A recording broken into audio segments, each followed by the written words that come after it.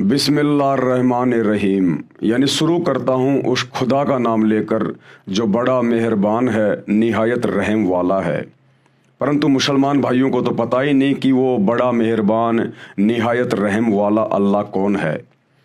उस अल्लाह की जानकारी उस अल्लाह ने आज वर्तमान में धरती पर स्वयं प्रकट होकर संत रूप में, मुर्शिद रूप में, और ये पवित्र आसमानी पुस्तक मुसलमान नहीं समझे ज्ञान कुरान, इस पुस्तक को लिखकर इसमें जानकारी उपलब्ध करवाई है। पुस्तक को देखेंगे आपके सारे भ्रम क्लियर होते चले जाएंगे। इस पुस्तक के ऊपर आज हमारा ये 5वें नंबर का वीडियो है। पहले के 4 वीडियो आप जी को अवश्य देखने चाहिए, क्योंकि उनको देखे बिना आप जी अल्लाह के विषय में पूर्णतया शंका रहित नहीं हो पाओगे। तो शुरू करते हैं वीडियो उसी परमपिता परमेश्वर अल्लाह कबीर के नाम से।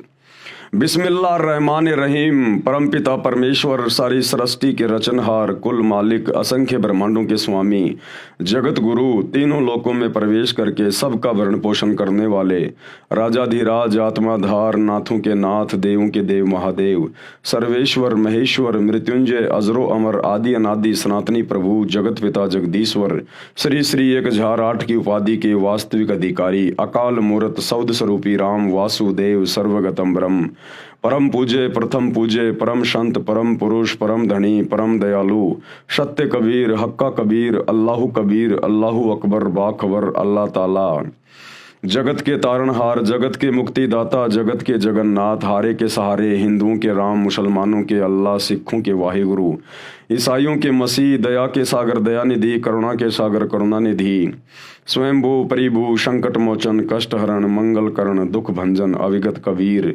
निर्विकार निर्विषम परमात्मा, अलय अलेख सतगुरु, आदि अनादि सतगुरु, असली मर्यादा पुरुषोत्तम, असली राम, असली कृष्ण, असली घनश्याम, असली मुरारी, राजाओं के राजा, महाराजाओं के महाराजा, शहंशाहों के शहंशाह, सम्राटों के सम्राट, भगवानों के भगवान, अल्लाहों के अल्लाह, प्रभुओं के प्रभु, मसीहाओं के मसीह, सच्चे वाहिगुरु, बाबाओं के बाबा, पीरों के पीर, सेठों के सेठ, जगत सेठ, सावड़सा सेठ, सर्वगुण संपन्न, अनंत कोटि कलाओं के स्वामी, अनंत कोटि ब्रह्मांडों के नायक, योगियों में महायोगी, ध्यानियों में महाध्यानी, सिद्धों में परम सिद्ध, ज्ञानियों में तत्व ज्ञानी, ब्रह्म ज्ञानी, महाज्ञानी, परम ज्ञानी, सर्वश्रेष्ठ ज्ञानी, विज्ञानी, युवा कबीर, समृत कबीर, असमवात, अमित ओजा, सच्चे रहनुमा, करीम अल्लाह, सुबहान अल्लाह, दुनिया के अंतिम पैगंबर, 8 सितंबर 1951 से गांव धनाना, जिला सोनीपत, हरियाणा, भारतवर्ष की पावन भूमि पे प्रकट रियल कल की भगवान, श्री नारायण साकार हरि, श्री बाबा साहेब नूर अनंत परमात्मा,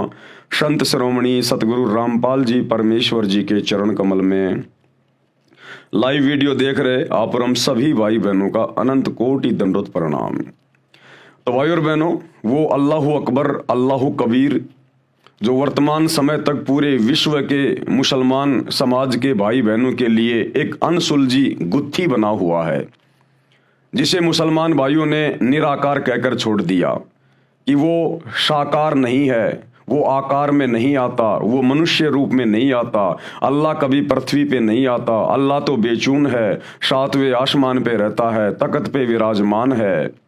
आज वो अल्लाह, जिस अल्लाह के विषय में उल्टा ज्ञान हजरत मोहम्मद जी को कुरान शरीफ की आयतें नाजिल करते समय डुप्लीकेट अल्लाह शैतान ने दी, आज उस उल्टे ज्ञान को सीधा करने के लिए और अपनी वास्तविक पहचान करवाने के लिए कि अल्लाह कौन है, अल्लाह कैसा है, अल्लाह कैसे मिलता है, अल्लाह कैसे रहता है, आज वो अल्लाहु कबीर, अल्लाहु अकबर, वो खुदा स्वयं धरती पर सतगुरु रामपाल जी के रूप में, मुर्शिद रूप में प्रकट है, विद्यमान है।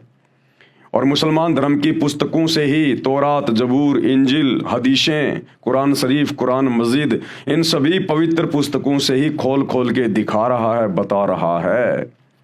आपने पिछले वीडियो में भली भांति ये प्रमाण देख लिए होंगे।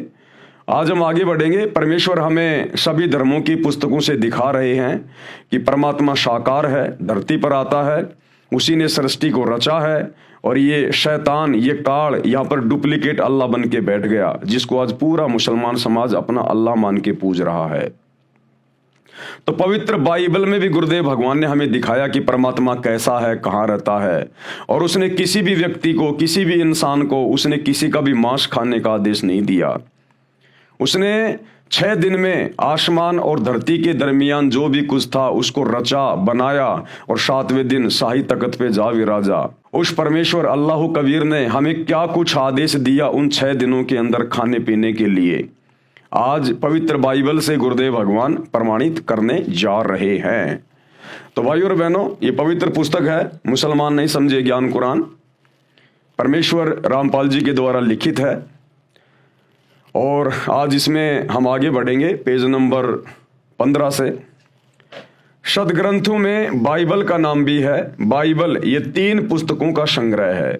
बाइबल 3 पुस्तकों का संग्रह है, तौरात का, जबूर का, इंजिल का। तौरात जो हजरत मूसा जी के ऊपर उतारी गई थी, जबूर हजरत दाऊद के ऊपर उतारी गई थी, और इंजिल ये ईसा जी के ऊपर उतारी गई थी। इन्हीं तीनों पुस्तकों का मिला जुला ज्ञान बाइबल के अंदर है। सदग्रंथों में बाइबल का नाम भी है। बाइबल ये 3 पुस्तकों का संग्रह है। नंबर 1 तौरात, नंबर 2 जबूर, नंबर 3 इंजिल। बाइबल में सबसे पहले सृष्टि की उत्पत्ति की जानकारी है, यानी बाइबल की शुरुआत में ही अध्याय नंबर 1 में सृष्टि उत्पत्ति की जानकारी है, क्रिएशन ऑफ द नेचर। वह तौरात पुस्तक वाली है जिसमें लिखा है कि परमात्मा ने सर्वप्रथम सृष्टि की रचना की। पृथ्वी, सूर्य, आकाश, पशु पक्षी, मनुष्य, नर नारी आदि की रचना परमात्मा ने 6 दिन में की तथा 7वें दिन तख्त पर जा विराजा, यानी सिंहासन पे जाके बैठ गया। अब निराकार क्या बैठेगा कुर्सी पे, सिंहासन पे? जो निराकार है, दिखाई नहीं देता, फिर उसको किसने देखा सिंहासन पर बैठते हुए? तो जो साकार होगा, मनुष्य जैसा होगा, वही तो सिंहासन पे बैठेगा। तो परमात्मा साकार है। सृष्टि रचना अध्याय 1 के श्लोक 26, 27, 28 में यह भी स्पष्ट किया है कि परमात्मा ने मानव को अपने स्वरूप जैसा उत्पन्न किया। इससे सिद्ध हुआ कि परमात्मा भी मनुष्य जैसा नर आकार, नराकार यानी नर आकार, एक होता है निराकार। निराकार का मतलब होता है अदृश्य, जो दिखाई ना दे। एक होता है नराकार यानी नर जैसे आकार का, इंसान जैसे आकार का। तो वो परमात्मा अल्लाह कबीर वो निराकार नहीं, वो नराकार है। नराकार, नर आकार जैसा, इंसान जैसा। आपको थोड़ा सा दिखा देते हैं बाइबल से भाई और बहनों, ताकि आपको विश्वास हो। उसके बाद फिर हम आगे बढ़ेंगे, क्योंकि विश्वास कराना बहुत जरूरी है। विश्वास के बिना बात बनेगी नहीं। तो ये पवित्र बाइबल है, आपकी आंखों के सामने है। मैंने अपने घर से नहीं बनाई है, पूरी दुनिया इसी बाइबल को पढ़ती है। पवित्र बाइबल अर्थात पुराना और नया धर्म नियम, ये सब कुछ लिखा हुआ है। The Bible society of India, ये सब कुछ है, आप देख सकते हैं। और बाइबल के अंदर जब हम जाएंगे, शुरुआत में ही बाइबल में, बिल्कुल शुरुआत में सब कुछ क्लियर है। ये देखिए, उत्पत्ति अध्याय, ये बाइबल का उत्पत्ति अध्याय 1, और इसका ये 26, 27 और 28 नंबर इसका ये श्लोक है। 26 में क्या लिखा है? फिर परमेश्वर ने कहा, यानी अल्लाह ने कहा, परमात्मा ने कहा, हम मनुष्य को अपने स्वरूप के अनुसार अपनी समानता में बनाएं। अब बताओ, पूरा ईसाई समाज, पूरा मुस्लिम समाज आंखें बंद करके बैठा हुआ है, और ये सदग्रंथ चीख चीख के कह रहे हैं, चीख चीख के, कि अल्लाह कबीर साकार है, मनुष्य के जैसा है। और उस अल्लाह कबीर ने, उस परमेश्वर ने, परम ईश्वर ने, परमेश्वर का मतलब होता है परम ईश्वर, सबसे बड़ा भगवान, उसने मनुष्यों को अपने जैसा, अपनी समानता में बनाया। साफ साफ कह रहा है परमेश्वर कि हम मनुष्य को अपने समानता में, अपने स्वरूप में बनाएं, यानी मैं इंसान को मेरे जैसा बनाऊंगा। तो बताओ फिर भगवान कैसा हुआ, अल्लाह कबीर कैसा हुआ, वो निराकार कैसे हुआ? वो तो नराकार है, नर आकार में, जिन्होंने अपने जैसा आप और हमें बनाया, स्त्री और पुरुषों को बनाया। साफ साफ गवाही दे रहा है बाइबल। बिल्कुल बाइबल को खोलते ही सबसे पहले फिर परमेश्वर ने कहा, हम मनुष्य को अपने स्वरूप में, अपने स्वरूप के अनुसार अपनी समानता में बनाएं। और वे समुद्र की मछलियों और आकाश के पक्षियों और घरेलू पशुओं और सारी पृथ्वी पर और सब रेंगने वाले जंतुओं पर जो पृथ्वी पर रेंगते हैं अधिकार रखे। ये बातें बोल के परमेश्वर ने, अल्लाह कबीर ने जानवरों को, पशु पक्षियों को काटने का, खाने का आदेश नहीं दिया। पशु पक्षियों पर, जमीन पर रेंगने वाले जीव जंतुओं पर मनुष्य अधिकार रखेगा। इसका मतलब क्या है? मारना काटना नहीं है, उनको खाना नहीं है, क्योंकि परमेश्वर ने हम मनुष्यों को अपने जैसा बनाया है। इसलिए हमारे अंदर बुद्धि अन्य जानवरों से, पशुओं से, पक्षियों से भिन्न है, सर्वश्रेष्ठ है, अलग है। परमेश्वर ने हमें अन्य पशु पक्षियों की तुलना में बुद्धिमान बनाया। तो परमेश्वर ने कहा कि मनुष्य उनके ऊपर अधिकार रखेगा। अधिकार रखने का मतलब है उनको अपने काम में लेगा। गाय को अपने काम में लेगा, भैंस को अपने काम में लेगा, उसके ऊपर अधिकार रखेगा। वो गाय भैंस उसको दूध देगी, उस दूध से बढ़िया बढ़िया मिष्ठान बनेंगे, दही बनेगा, छाछ बनेगा, घी बनेगा, मिठाइयाँ बनेंगी। गाय और भैंस से जो बच्चे पैदा होंगे वो खेतों में काम आएंगे, हल जोतने में काम आएंगे। गाय का गोबर खेत में खाद के रूप में काम आएगा। इसलिए परमेश्वर ने कहा कि सभी जंतुओं के ऊपर मनुष्य अपना अधिकार रखेगा। ऊंट को अपने अधिकार में रखेगा, खेत में हल जोतने के काम आएगा।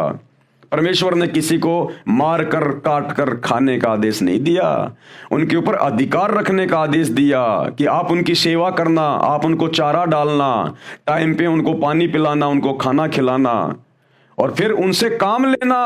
वो तुम्हें दूध देंगे, दही देंगे, हल जोतने के लिए तुम्हारे को वो बछड़ा देंगे, बैल देंगे। ये कहा था परमेश्वर ने। अधिकार रखने का मतलब ये है, उनको मारकर खाने का नहीं। क्या कह रहे हैं, ध्यान से पढ़ो। और वे समुद्र की मछलियों और आकाश के पक्षियों और घरेलू पशुओं और सारी पृथ्वी पर और सब रेंगने वाले जंतुओं पर जो पृथ्वी पर रेंगते हैं अधिकार रखे। 27 में क्या कहा? तब परमेश्वर ने मनुष्यों को अपने स्वरूप के अनुसार उत्पन्न किया। यानी अल्लाह कबीर ने, परमेश्वर ने इंसानों को, नर और नारी को अपने जैसा, अपने स्वरूप में उत्पन्न किया, उनको बनाया। तो बताओ फिर भगवान कैसा हुआ? जिन्होंने हम स्त्री और पुरुषों को अपने जैसा बनाया, हमारे जैसा हुआ ना, साकार हुआ ना। बिल्कुल क्लियर कर रही है बाइबल। तब परमेश्वर ने मनुष्यों को अपने स्वरूप के अनुसार उत्पन्न किया।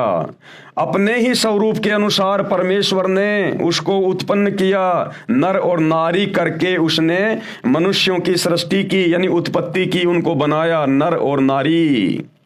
28 में क्या कह रहे हैं? और परमेश्वर ने उनको आशीष दी, यानी उनको आशीर्वाद दिया, और उनसे कहा फलो फलो फूलो, यानी खुश रहो और पृथ्वी में भर जाओ, यानी अपनी आबादी बढ़ाओ, विस्तार करो, और उसको अपने वश में कर लो, यानी जानवरों को अपने वश में रखो, फिर उनसे काम लो। और समुद्र की मछलियों तथा आकाश के पक्षियों और पृथ्वी पर रेंगने वाले सब जंतुओं पर अधिकार रखो, यानी उनको अपने अधीन रखो, तुम उनसे काम लो। 29 में क्या कह रहे हैं? फिर परमेश्वर ने, यानी अल्लाह ने उनसे कहा, सुनो, जितने बीज वाले छोटे छोटे पेड़ सारी पृथ्वी के ऊपर हैं और जितने वृक्षों में बीज वाले फल होते हैं वे सब मैंने तुमको दिए हैं, वे तुम्हारे भोजन के लिए हैं। अरे ये खाने का आदेश दिया परमेश्वर ने। उस अल्लाह कबीर ने 6 दिन में आसमान और जमीन के बीच में जो भी कुछ था उसको बनाया, नर और नारी करके अपने जैसा हमारे को उत्पन्न किया, और फिर हमारे खाने के लिए क्या आदेश दिया? ये बाइबल चीख चीख के कह रही है, चीख चीख के। क्या कह रही है? ध्यान से पढ़ लो। मांस मिट्टी खाने वालों, शैतान के प्रभाव से अपने कर्म फोड़ने वालों, क्या कह रहे हैं परमात्मा 29 नंबर वचन में? फिर परमेश्वर ने उनसे कहा, सुनो, जितने बीज वाले छोटे छोटे पेड़ सारी पृथ्वी के ऊपर हैं, बीज वाले छोटे छोटे पेड़, गेहूं, जौ, जवार, मक्का, बाजरा, ये छोटे छोटे बीज वाले पेड़, ये हमारे को खाने के लिए दिए। परमात्मा ने अनाज दिया हमारे को खाने के लिए। और जितने वृक्षों में बीज वाले फल होते हैं, पेड़ों पे जितने फल लगते हैं, आम, अंगूर, सेब, संतरा, ये हमारे खाने के लिए दिए, काजू, किशमिश, मेवा, ये हमारे खाने के लिए दिए परमात्मा ने। या जानवर काट के खाने की बात नहीं लिखी गई, ये सारी बातें लिखी गई इसमें परमेश्वर ने हमें खाने का क्या आदेश दिया। और जितने वृक्षों में बीज वाले फल होते हैं वे सब मैंने तुमको दिए हैं, वे तुम्हारे भोजन के लिए हैं। ये अनाज दिया भोजन के लिए, साग सब्जियां दी भोजन के लिए, फल फ्रूट दिए भोजन के लिए, कि ये सब तुम्हारे भोजन के लिए हैं। तो ये मांस खाने वाले, जीव हत्या करने वाले, ये गंदगी खाने वाले उस परमेश्वर के आदेश की अवहेलना कर रहे हैं। सोचो, जब आदम और हवा ने परमेश्वर के वचन की अवहेलना की और अदन की वाटिका में उस बीच वाले पेड़ के फल खाए शैतान के प्रभाव से, तो सोचो परमेश्वर ने उनको फिर क्या कहा कि अब तुमने मेरे आदेश की अवहेलना की है, अब तुम नीचे जाओ पृथ्वी पर, मृत लोक पर, खाओ, कमाओ, दुख उठाओ। और आज क्या कर रहे हो आप? परमेश्वर ने खाने के लिए हमें आदेश क्या दिया, और उसी शैतान के प्रभाव में आके फिर से आप लोग यही खा रहे हो, मांस मिट्टी, परमेश्वर की आत्माओं को काट काट के खा रहे हो। अरे उस आदम ने तो अदन की वाटिका में फल तोड़ के खाया था उस पेड़ का, उसके प्रतिफल में परमात्मा कितना नाराज हुआ, अल्लाह कबीर परमेश्वर। और यहां उसी शैतान के प्रभाव से, जिसे मुसलमान अपना डुप्लीकेट अल्लाह कहते हैं, ईसाई अपना मसीहा कहते हैं, ये शैतान है, काल। ये परमेश्वर के आदेश की अवहेलना करवाता है, हमें दोषी बनवाता है। तो आदम जी ने तो केवल वो फल खाया था, उसमें भी परमेश्वर के आदेश की अवहेलना हो गई, क्योंकि परमात्मा ने मना किया था तो इस वाटिका में जितने भी पेड़ हैं सबके फल खा सकता है, लेकिन वो जो पेड़ है उसके फल नहीं खाएगा। और आदम ने जब वो फल खा लिया, किसी बकरे को नहीं खाया, मुर्गे को नहीं खाया, फल खाया था, उसके प्रतिफल में भी परमात्मा नाराज हुआ, अल्लाह कबीर, और इस मृत लोक में भेज दिया आजीवन दुख उठाने के लिए। और तुम आज यहां उसी शैतान के प्रभाव में आके उस परमेश्वर की रूह को खा रहे हो, आत्माओं को खा रहे हो, मांस को खा रहा है। कितने बड़े दोषी बन रहे हो। इसीलिए तो मुसलमान धर्म में कोई संत पैदा नहीं होता। अरे इसीलिए मुसलमान धर्म में कोई साधु संत महात्मा पैदा नहीं होता, क्योंकि नेक आत्माओं के घरों में नेक आत्माएं उत्पन्न होती हैं, लेकिन मुसलमान धर्म में, ईसाई धर्म में कोई नेक आत्मा रही नहीं। सबने मांस खा खा के साग सब्जी की तरह अपने कर्म बिगाड़ लिए। तो साधु संत भी पैदा होना भूल गए मुसलमान धर्म में, ईसाई धर्म में। हिंदू धर्म में थोड़ी बहुत नेक आत्मा है, इसलिए साधु संत महात्मा हिंदू धर्म में, हिंदू घरों में जन्म ले रहे हैं। तो अपने कर्म बिगाड़ो मत भाइयों और बहनों। आप जिन पवित्र पुस्तकों को बिल्कुल क्लियर मानते हो, एथेंटिक मानते हो, प्रमाणित मानते हो, ये मुसलमान धर्म के लोग, ईसाई धर्म के लोग बाइबल को हाथ में ले लेके दुनिया को ये प्रवचन देते हैं, परमेश्वर का ये वचन है, परमेश्वर का वो वचन है, और खुद परमेश्वर के एक भी वचन पे नहीं चल रहे। अब परमेश्वर का क्या वचन है, इसलिए उस परमेश्वर ने, अल्लाह कबीर ने खुद धरती पर संत रूप में आके बताना पड़ता है। ये बाइबल लिखे हुए कितना टाइम हो गया। इस बाइबल को खोलते ही सबसे पहले यही लिखा है कि परमात्मा, परमेश्वर साकार है, मनुष्य के जैसा है। और आज पूरा ईसाई समाज, मुसलमान समाज परमात्मा को बेचून कह के, फॉर्मलेस कह के, निराकार कह के उससे मुंह फेरे बैठा है। तो क्या खाक वचन पढ़े तुम लोगों ने बाइबल के, कुरान के, कुरान मजीद के, कुरान शरीफ के? क्योंकि वही तो ज्ञान है, उसी शैतान का उतारा हुआ ज्ञान, उसी काल का दिया हुआ ज्ञान है। तुम तो इसको भी ढंग से नहीं समझ पाए। ये ज्ञान भी उस परमेश्वर ने, अल्लाह कबीर ने आज धरती पर आकर बताना पड़ा, और उन्हीं के आदेश से हम आप लोगों को समझा रहे हैं, दिखा रहे हैं कि अब भी आप लोगों की आंखें फूटी पड़ी है भाई और बहनों। तो परमेश्वर ने फल फ्रूट खाने का आदेश दिया। छोटे छोटे बीज वाले पेड़, गेहूं, जौ, ज्वार, मक्का, बाजरा, ये खाने का आदेश दिया। काजू, किशमिश, मेवा, संतरा, आम, अंगूर, ये खाने का आदेश दिया। और हम क्या खा रहे हैं? पेशाबी गंध खा रहे हैं। अरे नर और मादा के संयोग से जो पदार्थ निकलता है उसी से तो वो बच्चा बनता है, अंडा बनता है, मुर्गा बनता है, वो बकरा बनता है। तो पेशाबी गंध खा रहे हो तुम और फिर कहते हो हम बड़े पाक हैं, हम बड़े जो है वो पवित्र हैं। क्या खाद पवित्र हो? तुम्हारे से गंदा तो कोई जान में नहीं होगा। जो पेशाब को खा रहे हैं, पेशाबी गंध खा रहे हैं, उस मैल को खा रहे हैं और ऊपर से परमात्मा के दोषी बन रहे हैं और फिर कहते हैं हम बड़े पाक और पवित्र हैं। ऐसे निकम्मों से जो मांस खाते हैं, चाहे किसी भी धर्म का हो, अल्लाह सौ कोस दूर है, सौ कोस दूर। विचार करो भाई और बहनों, ये सदग्रंथ क्या कह रहे हैं, जो भक्ति का आधार है। फिर परमेश्वर ने उनसे कहा, सुनो, जितने बीज वाले छोटे छोटे पेड़ सारी पृथ्वी के ऊपर हैं और जितने वृक्षों में बीज वाले फल होते हैं वे सब मैंने तुमको दिए हैं, वे तुम्हारे भोजन के लिए हैं, खाने के लिए हैं।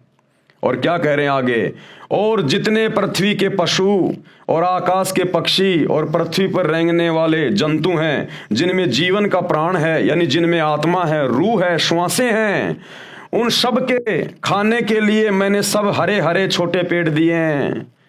यानी पशु पक्षियों के लिए, जानवरों के लिए मैंने हरे भरे छोटे छोटे पेड़ दिए हैं। यानी ये घास फूस वगैरह ये मैंने जानवरों के लिए बनाया है, खाने के लिए। तो जानवर तो बेचारे अपनी हद में है, लेकिन इंसान बेहदी हो गया, बेहदी।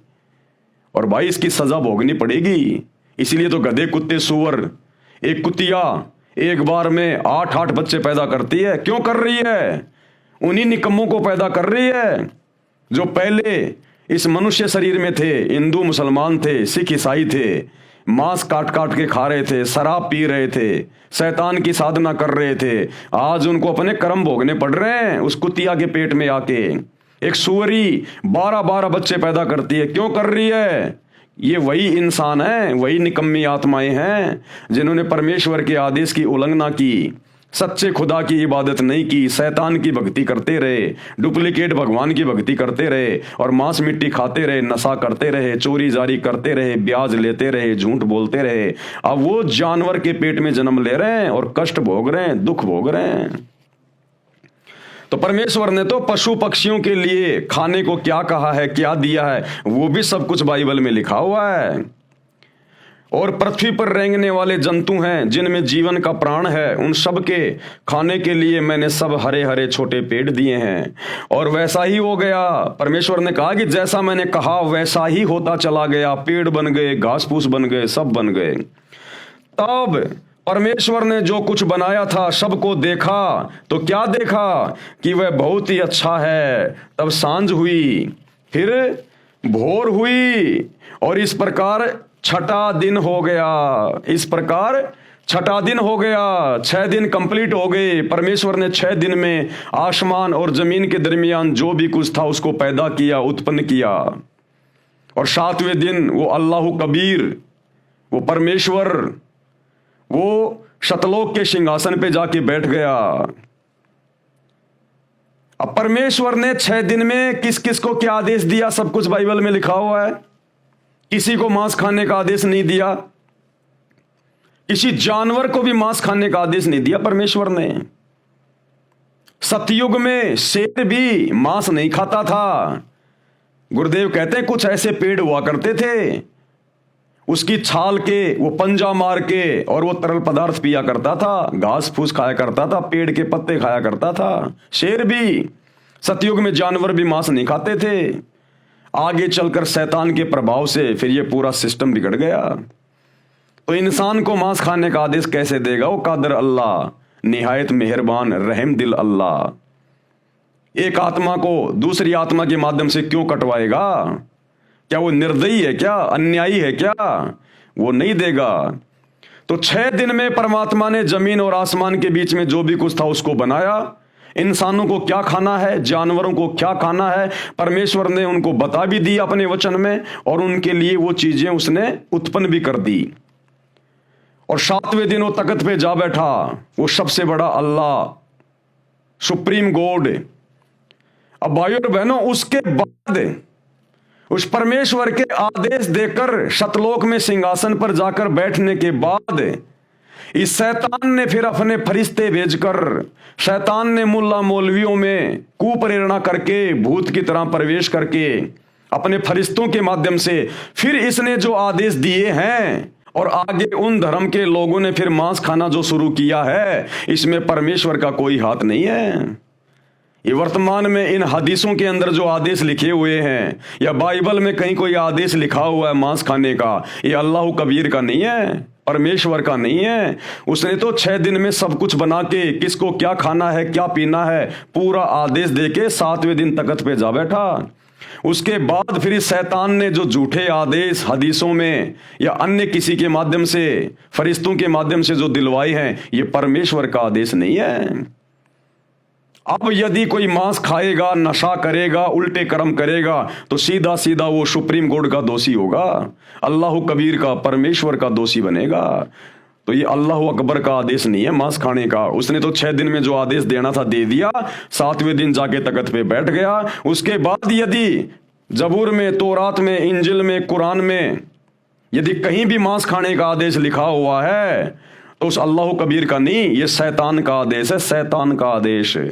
और शैतान के आदेश को मानकर यदि आप मांस खाओगे, उल्टे कर्म करोगे, तो ओरिजिनल अल्लाह के, कादिर अल्लाह के दोषी बनोगे, और भाई जहन्नुम में डाले जाओगे, दोजक की आग में, नरक में 84 लाख योनियों में फिर अपना कर्म भोगने के लिए बारंबार जन्म लेना पड़ेगा।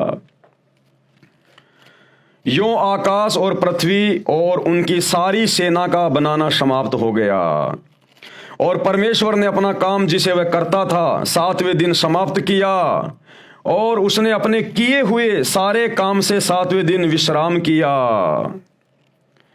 और परमेश्वर ने 7वें दिन को आशीष दी और पवित्र ठहराया, क्योंकि उसमें उसने सृष्टि की रचना के अपने सारे काम से विश्राम किया। अब ये संडे क्यों मनाया जाता है, ये रविवार का दिन छुट्टी का दिन क्यों है भाई और बहनों? हर चीज के पीछे एक लॉजिक है, वैसे कुछ नहीं हो रहा। 7वें दिन छुट्टी का दिन क्यों है, संडे, रविवार? क्योंकि परमेश्वर ने 7वें दिन फिर विश्राम किया। उस परमात्मा ने 6 दिन में सृष्टि रच के 7वें दिन तख्त पे विश्राम किया, आराम किया। इस कारण से, उस परमेश्वर की प्रेरणा से, अन्यथा ये शैतान तो हमारे को 7 दिन ये गधा बना के रखना चाहता है, बैल और गधे की तरह हमारे से मेहनत करवाता है।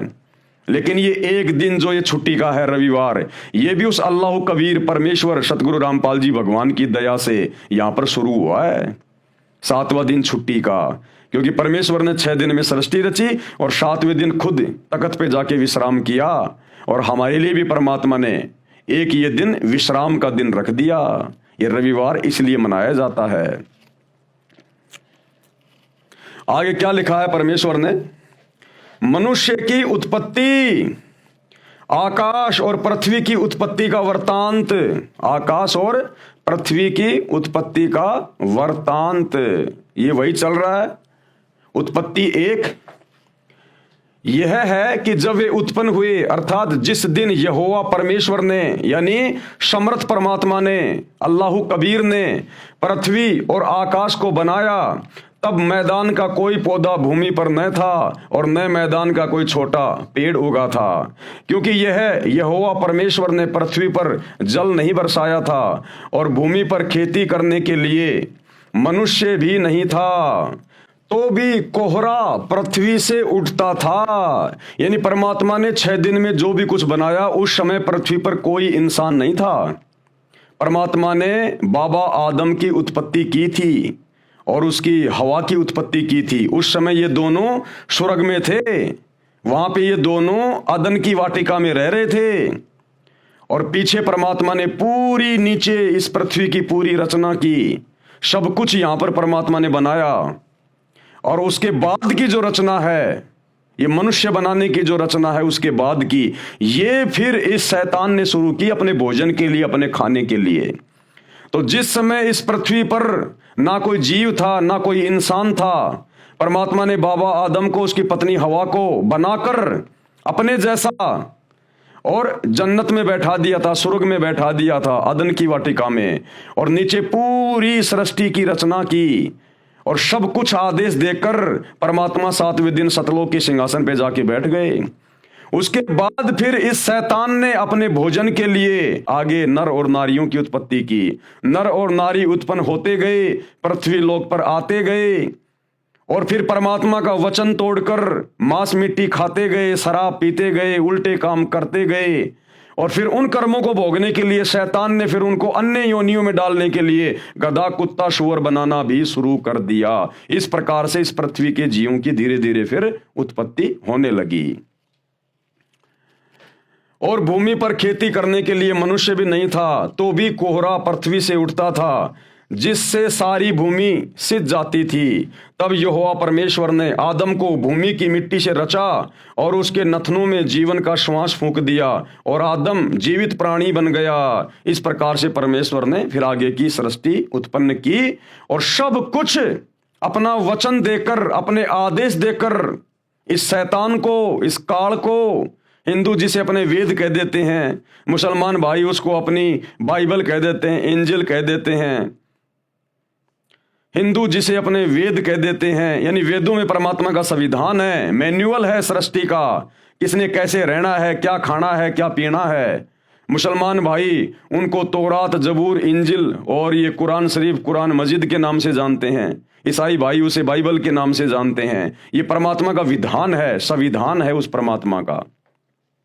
तो भाई और बहनों, ये छोटी सी जानकारी थी जो आप सभी को देनी थी, ताकि आपको विश्वास हो कि परमात्मा नराकार है, यानी परमात्मा भी नराकार, मनुष्य जैसा नराकार साकार है, यानी नर आकार में साकार है। मनुष्यों के खाने के लिए परमेश्वर का आदेश अभी आपको दिखा दिया गया है बाइबल से। उत्पत्ति अध्याय में बाइबल में लिखा है कि श्लोक नंबर 27-28 में, मनुष्यों के खाने के लिए बीजदार पौधे यानी गेहूं, चने, बाजरा आदि आदि तथा फलदार वृक्ष दिए हैं, ये तुम्हारा भोजन है। पशु पक्षियों के खाने के लिए घास, पत्तेदार झाड़ियां दी हैं। इसके पश्चात परमात्मा तो अपने निज धाम सतलोक में तख्त पर जा बैठा। यानी 6 दिन में जो भी कुछ परमात्मा ने बनाना था, जो भी आदेश देना था, सब कुछ देके 7वें दिन उसने सिंहासन पे जाके विश्राम किया सतलोक में। बाइबल में आगे जो ज्ञान है वह काल भगवान का तथा इसके देवताओं यानी फरिश्तों का दिया हुआ है।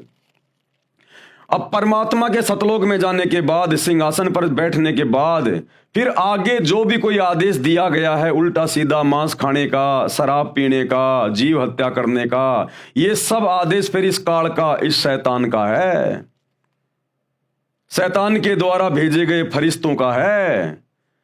जैसे हजरत मोहम्मद को जिब्राइल नाम के फरिश्ते ने डरा धमका के उसका गला दबा दबा के और कुरान शरीफ की आयतें नाजिल की, फिर आगे का ज्ञान इस शैतान का दिया हुआ है, इस काल का दिया हुआ है।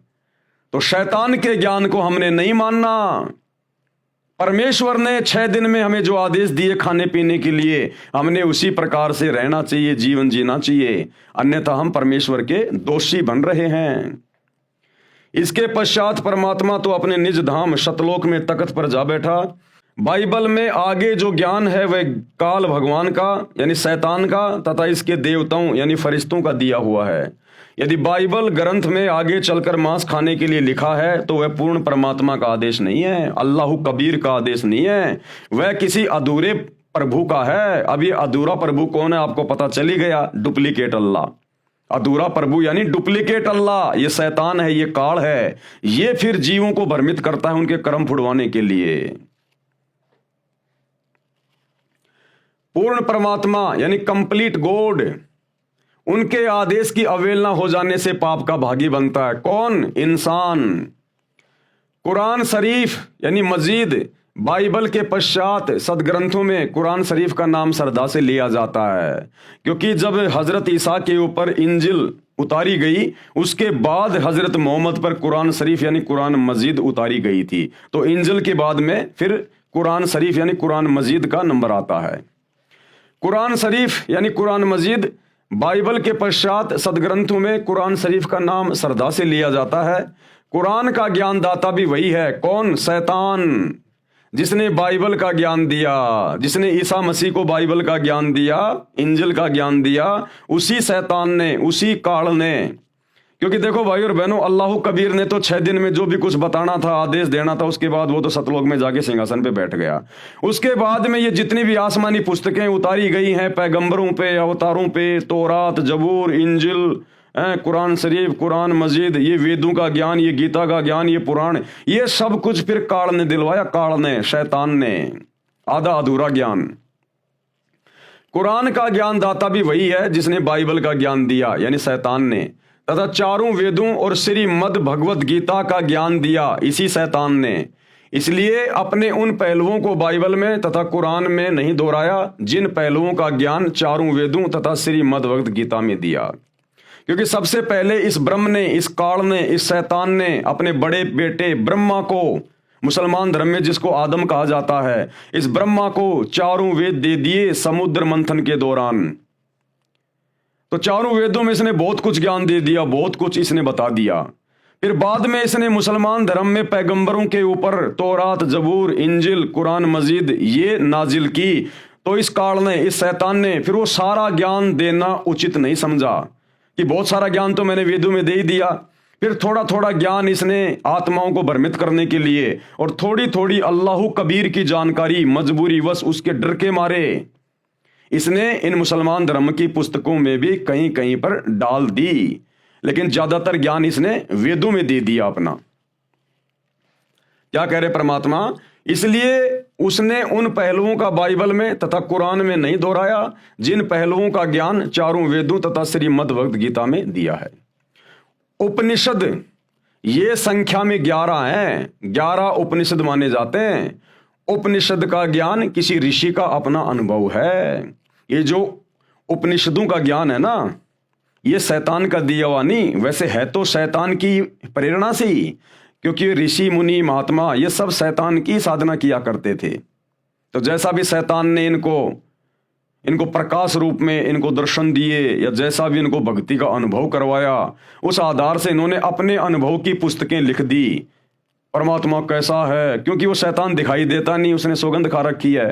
ये लगा लगा के समाधि हजारों साल तक बैठे रहते थे। अंत में सहस्रार कमल में, जहां पर ये काल ज्योति निरंजन रहता है, शैतान रहता है, वहां पर इनकी समाधि चली जाती है। वहां इनको ज्योतियां ज्योतियां दिखाई देती है, प्रकाश ही प्रकाश दिखाई देता है। अंत में ये मान लेते हैं कि अल्लाह तो निराकार है, वो तो प्रकाश रूप है, और फिर अपना अनुभव पुस्तकों में लिख देते हैं।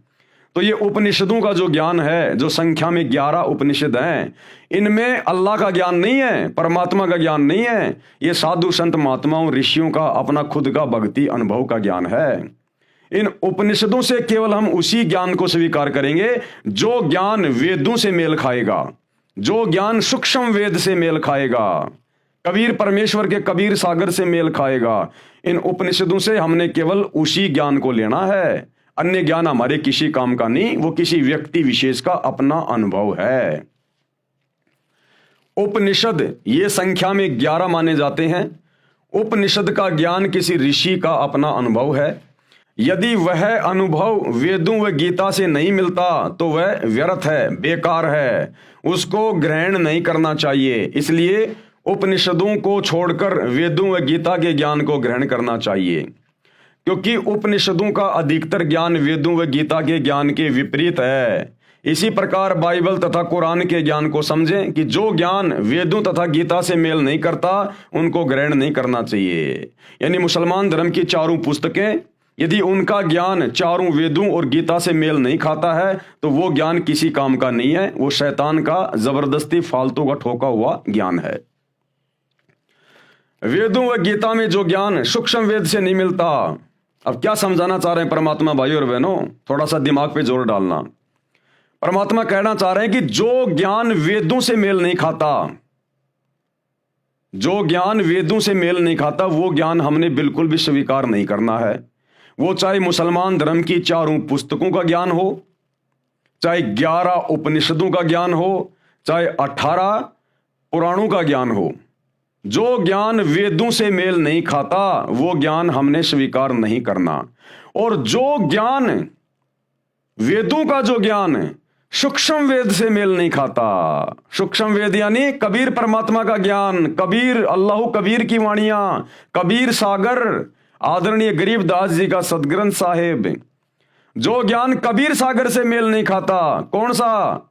वेदों वाला जो ज्ञान और गीता वाला जो ज्ञान सूक्ष्म वेद से मेल नहीं खाता, कबीर सागर से, कबीर परमात्मा की वाणियों से, उनके ज्ञान से मेल नहीं खाता, वो ज्ञान भी हमने नहीं मानना है। क्योंकि सर्वोपरि ज्ञान है सूक्ष्म वेद में। सूक्ष्म वेद यानी वो कबीर परमात्मा धरती पे प्रकट होकर जो ज्ञान देता है फिर उसको लिखवा देता है। जैसे 650 साल पहले आए कबीर दास नाम से, उन्होंने सूक्ष्म वेद लिखवा दिया आदरणीय धर्मदास जी के माध्यम से, कबीर सागर। और 300 साल पहले गांव छुड़ानी जिला झज्जर हरियाणा में आए आदरणीय गरीबदास जी के नाम से, और एक पंडित गोपाल दास जी से उन्होंने सदग्रंथ साहिब की रचना करवा दी जिसमें 24,000 वाणियां हैं।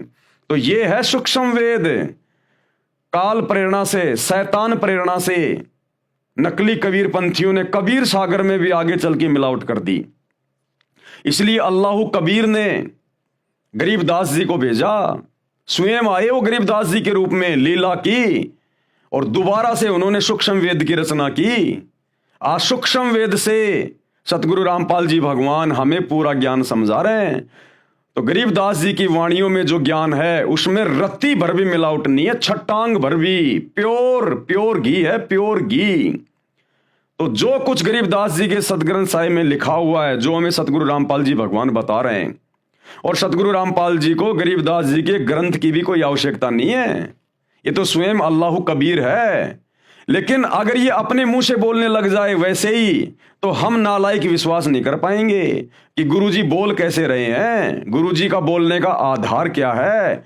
इसलिए हमारी छोटी बुद्धि को देखते हुए ये अल्लाह कबीर सतगुरु रामपाल जी, इन्होंने गरीबदास जी के रूप में आके पहले वो ग्रंथ लिखना पड़ा, और आज उस ग्रंथ को आधार बनाकर आप और हमें समझा रहे हैं, तो हम यकीन कर रहे हैं।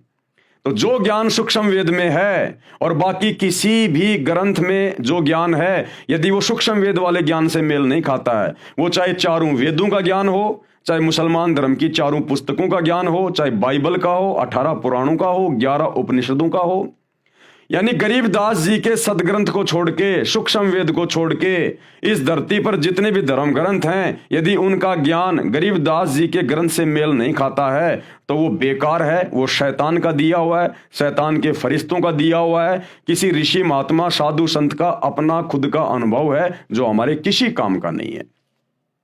ये कहना चाह रहे हैं परमात्मा। वेदों व गीता में जो ज्ञान सूक्ष्म वेद से नहीं मिलता वह ग्रहण नहीं करना चाहिए।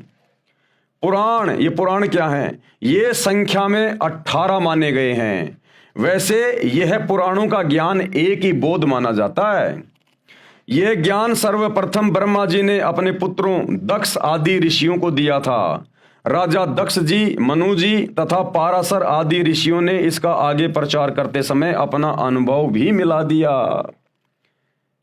जिस प्रकार कबीर सागर के अंदर इन नकली कबीर पंथियों ने धीरे धीरे अपना ज्ञान मिलाना शुरू कर दिया और उसमें अज्ञान ठोक दिया, इसी प्रकार इस ब्रह्म ने, काल ने, शैतान ने समुद्र मंथन के दौरान जो ज्ञान अपने बड़े बेटे ब्रह्मा जी को दिया था, वो ज्ञान ब्रह्मा जी ने अपने वंशजों को दिया, और ब्रह्मा जी के वंशजों ने, पाराशर ऋषि ने और दक्ष ने, मनु ने, फिर इन्होंने चतुराई करके अपना खुद का अनुभव भी उस ज्ञान में ठोकना शुरू कर दिया।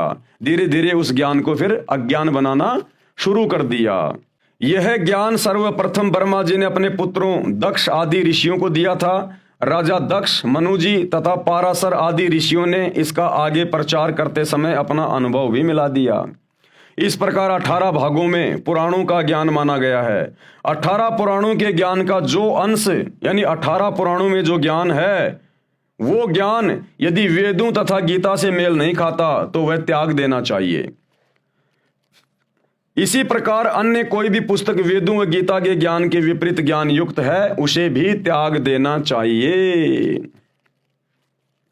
गीता अध्याय 18 श्लोक 62 में गीता ज्ञान दाता यानी ये ब्रह्म, ये शैतान, ये काल अर्जुन को कह रहा है कि तू सर्वभाव से उस परमेश्वर की जो गीता ज्ञान दाता से अलग है, यानी शैतान से अलग है, अपने से अन्य परमेश्वर की बात कर रहा है ये शैतान, ये काल, उसकी शरण में जा। उस परमेश्वर की कृपा से ही तू परम शांति तथा सनातन परम धाम यानी सतलोक को प्राप्त हो जाएगा। गीता अध्याय 4 श्लोक 32 में कहा है कि जो ज्ञान सूक्ष्म वेद स्वयं परमात्मा अपने मुख कमल से बोलकर बताता है वह सच्चिदानंद घन ब्रह्म की वाणी कही जाती है, यानी वो कबीर वाणी कही जाती है, कलाम कबीर।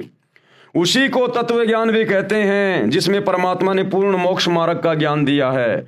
गीता अध्याय 4 श्लोक 34 में कहा है कि उस तत्व ज्ञान को जो कलाम एक कबीर में लिखा हुआ है, कबीर की वाणियों में जो ज्ञान है, सूक्ष्म वेद में जो ज्ञान है, ये शैतान, ये ब्रह्म, ये काल गीता का ज्ञान देते समय श्री कृष्ण जी में भूत की तरह प्रवेश करके अर्जुन को कह रहा है कि उस तत्व ज्ञान को, जो ज्ञान वो कबीर परमात्मा सच्चिदानंद घन ब्रह्म पूर्ण परमेश्वर इस पृथ्वी पर संत रूप में आके देता है, वाणियां बोलता है, सदग्रंथ लिखवाता है, उस ज्ञान को तू किसी तत्वदर्शी संत की शरण में जाकर समझ। जिस प्रकार हजरत मोहम्मद जी को यही शैतान, यही काल है, सूरत फुरकान 25 आयत नंबर 58 से 59 में कह रहा है कि वो अल्लाह जिसने 6 दिन में आसमान और जमीन के बीच में जो भी कुछ था उसको बनाया और 7वें दिन तख्त पे जावे राजा, उसकी जानकारी किसी बाखबर से जा पूछो कि हजरत मोहम्मद मुझे उसकी जानकारी नहीं है पूरी, उसकी इबादत की पूरी जानकारी मेरे पास नहीं है। वो जानकारी तुझे कोई बाखबर बताएगा, यानी उस ज्ञान को जानने वाला। और यही बात ये शैतान, ये काल, ये सबको ऐसे ही भ्रमित रखता है, हिंदुओं को, मुसलमानों को। यही ज्ञान ये शैतान, ये काल गीता का ज्ञान देते समय अर्जुन को कह रहा है अध्याय 4 श्लोक 34 में कि उस तत्व ज्ञान को जो वो परमात्मा स्वयं धरती पे आके बताता है, उस तत्व ज्ञान को तू तत्वदर्शी संतों के पास जाकर समझ। मुसलमान धर्म में तत्वदर्शी संत को कहते हैं बाखबर, इल्म वाला।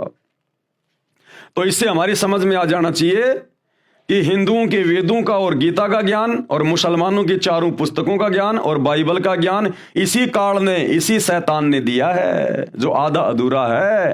तभी तो कह रहा है कि मेरे पास कंप्लीट जानकारी नहीं है।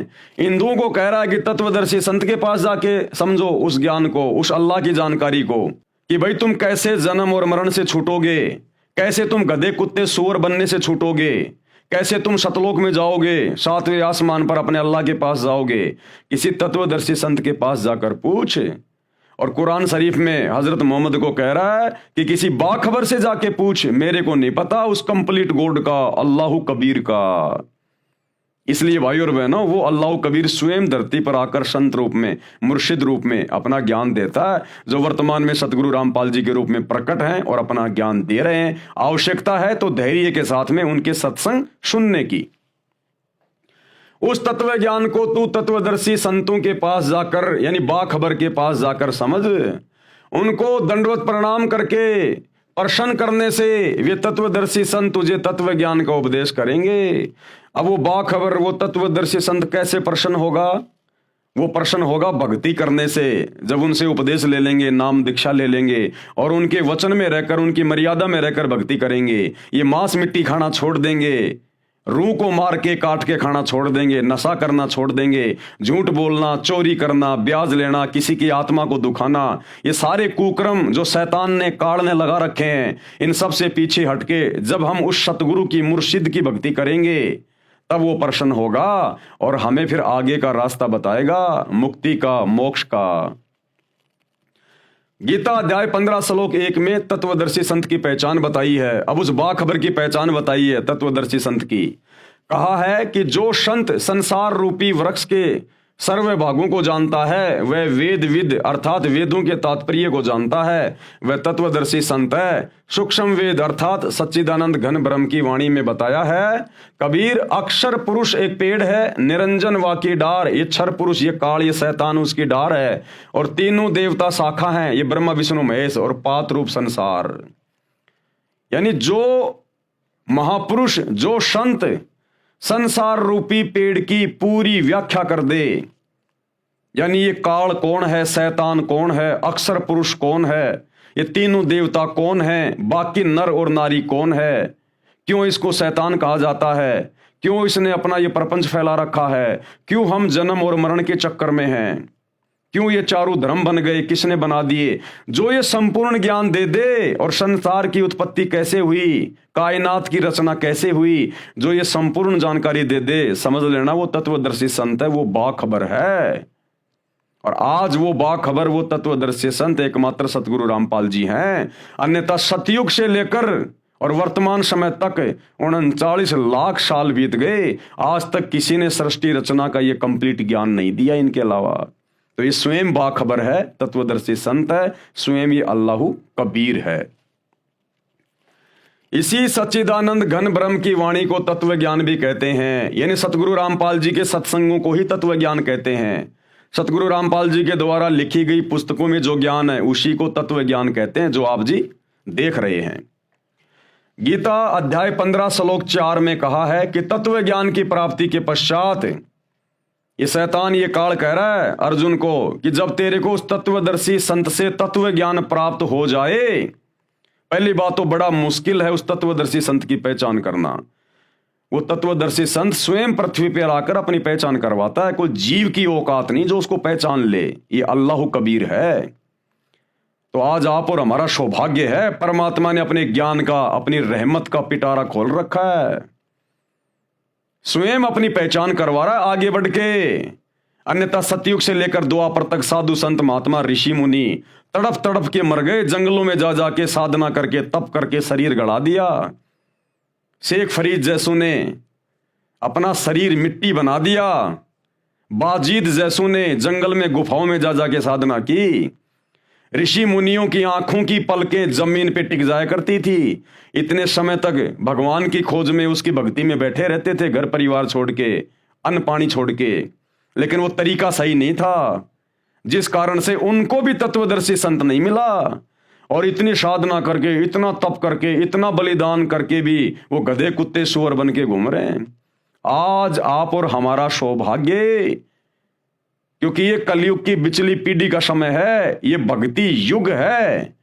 इसी समय परमात्मा धरती पे आता है, अल्लाह कबीर विशेष तौर पर आत्माओं का मोक्ष करने के लिए। तो आज आप और हमारा कितना बड़ा सौभाग्य है, गोल्डन चांस है। बिन बुलाए परमात्मा धरती पे आया हुआ है और आगे बढ़कर हमें अपनी जानकारी दे रहा है। ना जंगल में जाना, ना तप करना, ना भूखा मरना, ना परिवार छोड़ना, इतनी सहज और सरल भक्ति दे रहा है कि भैया ये मंत्रों का जाप करो, अपना धंधा करो, अपने बाल बच्चों के साथ में रहो, ये राम नाम के लड्डू खाओ और अपने बच्चों को भी खिलाओ। इतना सरल तरीका, ना मंदिर में जाना, ना मस्जिद में जाना, ना व्रत करना, ना रोजे करना, ना भूखा मरना, कुछ नहीं करना, इतना आसान तरीका। तो आज आप और हमारा सौभाग्य है, अन्यथा इसको कोई पहचान नहीं सकता, इसको कोई जान नहीं सकता।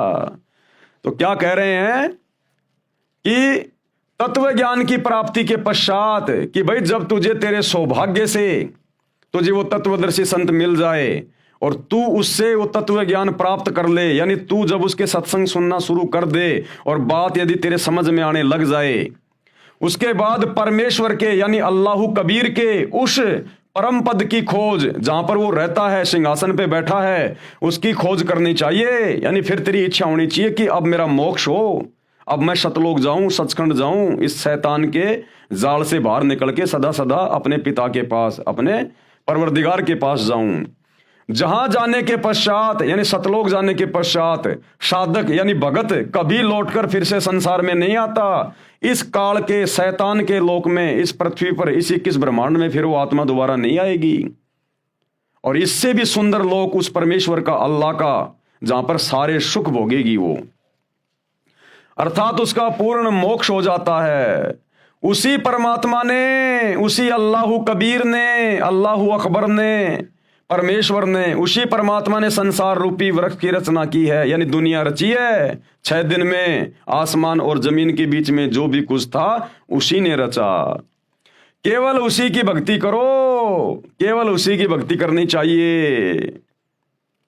ये मुसलमान भाई मस्जिदों में जा जाके पत्थरों को सिजदा कर रहे हैं, तुम कहां उस अल्लाह कबीर की भक्ति कर रहे हो?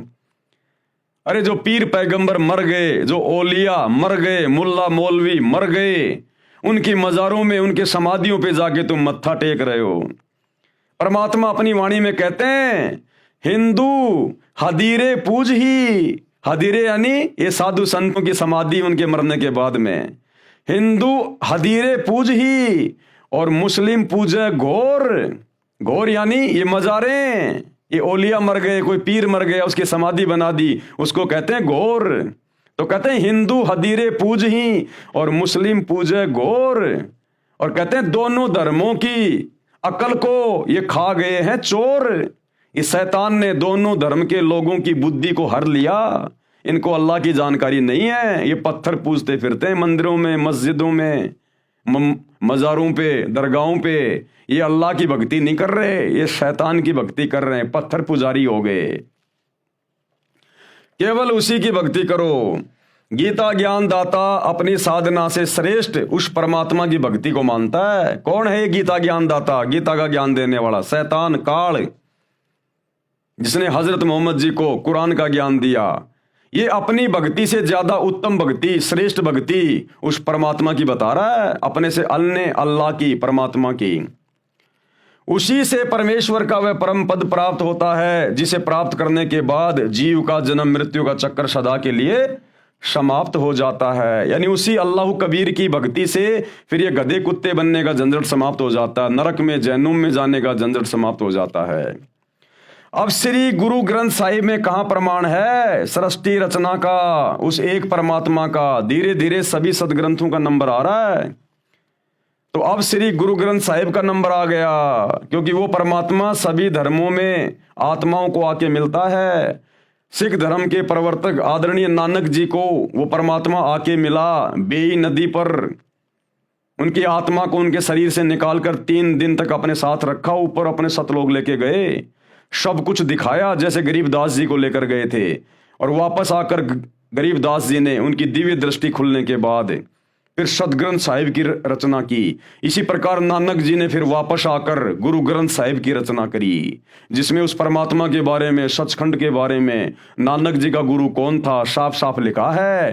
धाणक रूप रहा करतार, यानी वो काशी वाला धाणक, यानी कबीर परमात्मा धाणक जाति में आए थे 650 साल पहले। तो नानक जी के गुरु थे कबीर जी, क्योंकि नानक जी कबीर जी के समकालीन थे। और काशी वाले कबीर जी, अल्लाह कबीर, नानक जी को बेई नदी सुल्तानपुर में, जो पश्चिमी पाकिस्तान में थी उस समय, वहां आकर मिले थे और उनको अपना शिष्य बनाया था, अपना ज्ञान दिया था। उसके बाद नानक जी ने गुरु ग्रंथ साहिब की रचना करवाई, ये वाणियां बोली, जिसमें कंप्लीट सृष्टि का ज्ञान है। लेकिन सिख धर्म के भाई बहन समझ नहीं पा रहे, जिस प्रकार मुसलमान धर्म के भाई बहन नहीं समझ पा रहे अपनी पुस्तकों को, हिंदू वेदों और गीता को नहीं समझ पा रहे, ईसाई बाइबल को नहीं समझ पा रहे, इसी प्रकार सिख धर्म के मानने वाले गुरु ग्रंथ साहिब को नहीं समझ पा रहे। तो अब उस परमात्मा सतगुरु रामपाल जी ने, अल्लाह कबीर ने आकर सभी धर्मों के सदग्रंथों को खोल खोल के दिखाया कि बच्चों तुम कहां भूले बैठे हो, कहां भटके बैठे हो। अब समय आ गया वापस अपने परवरदिगार के पास जाने का।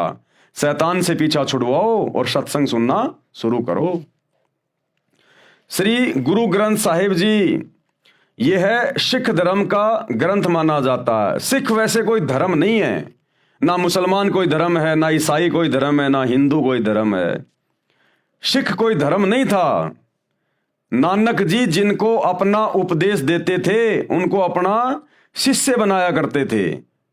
और ये जो सरदार भाई हैं ये शिष्य को सिख कहा करते हैं।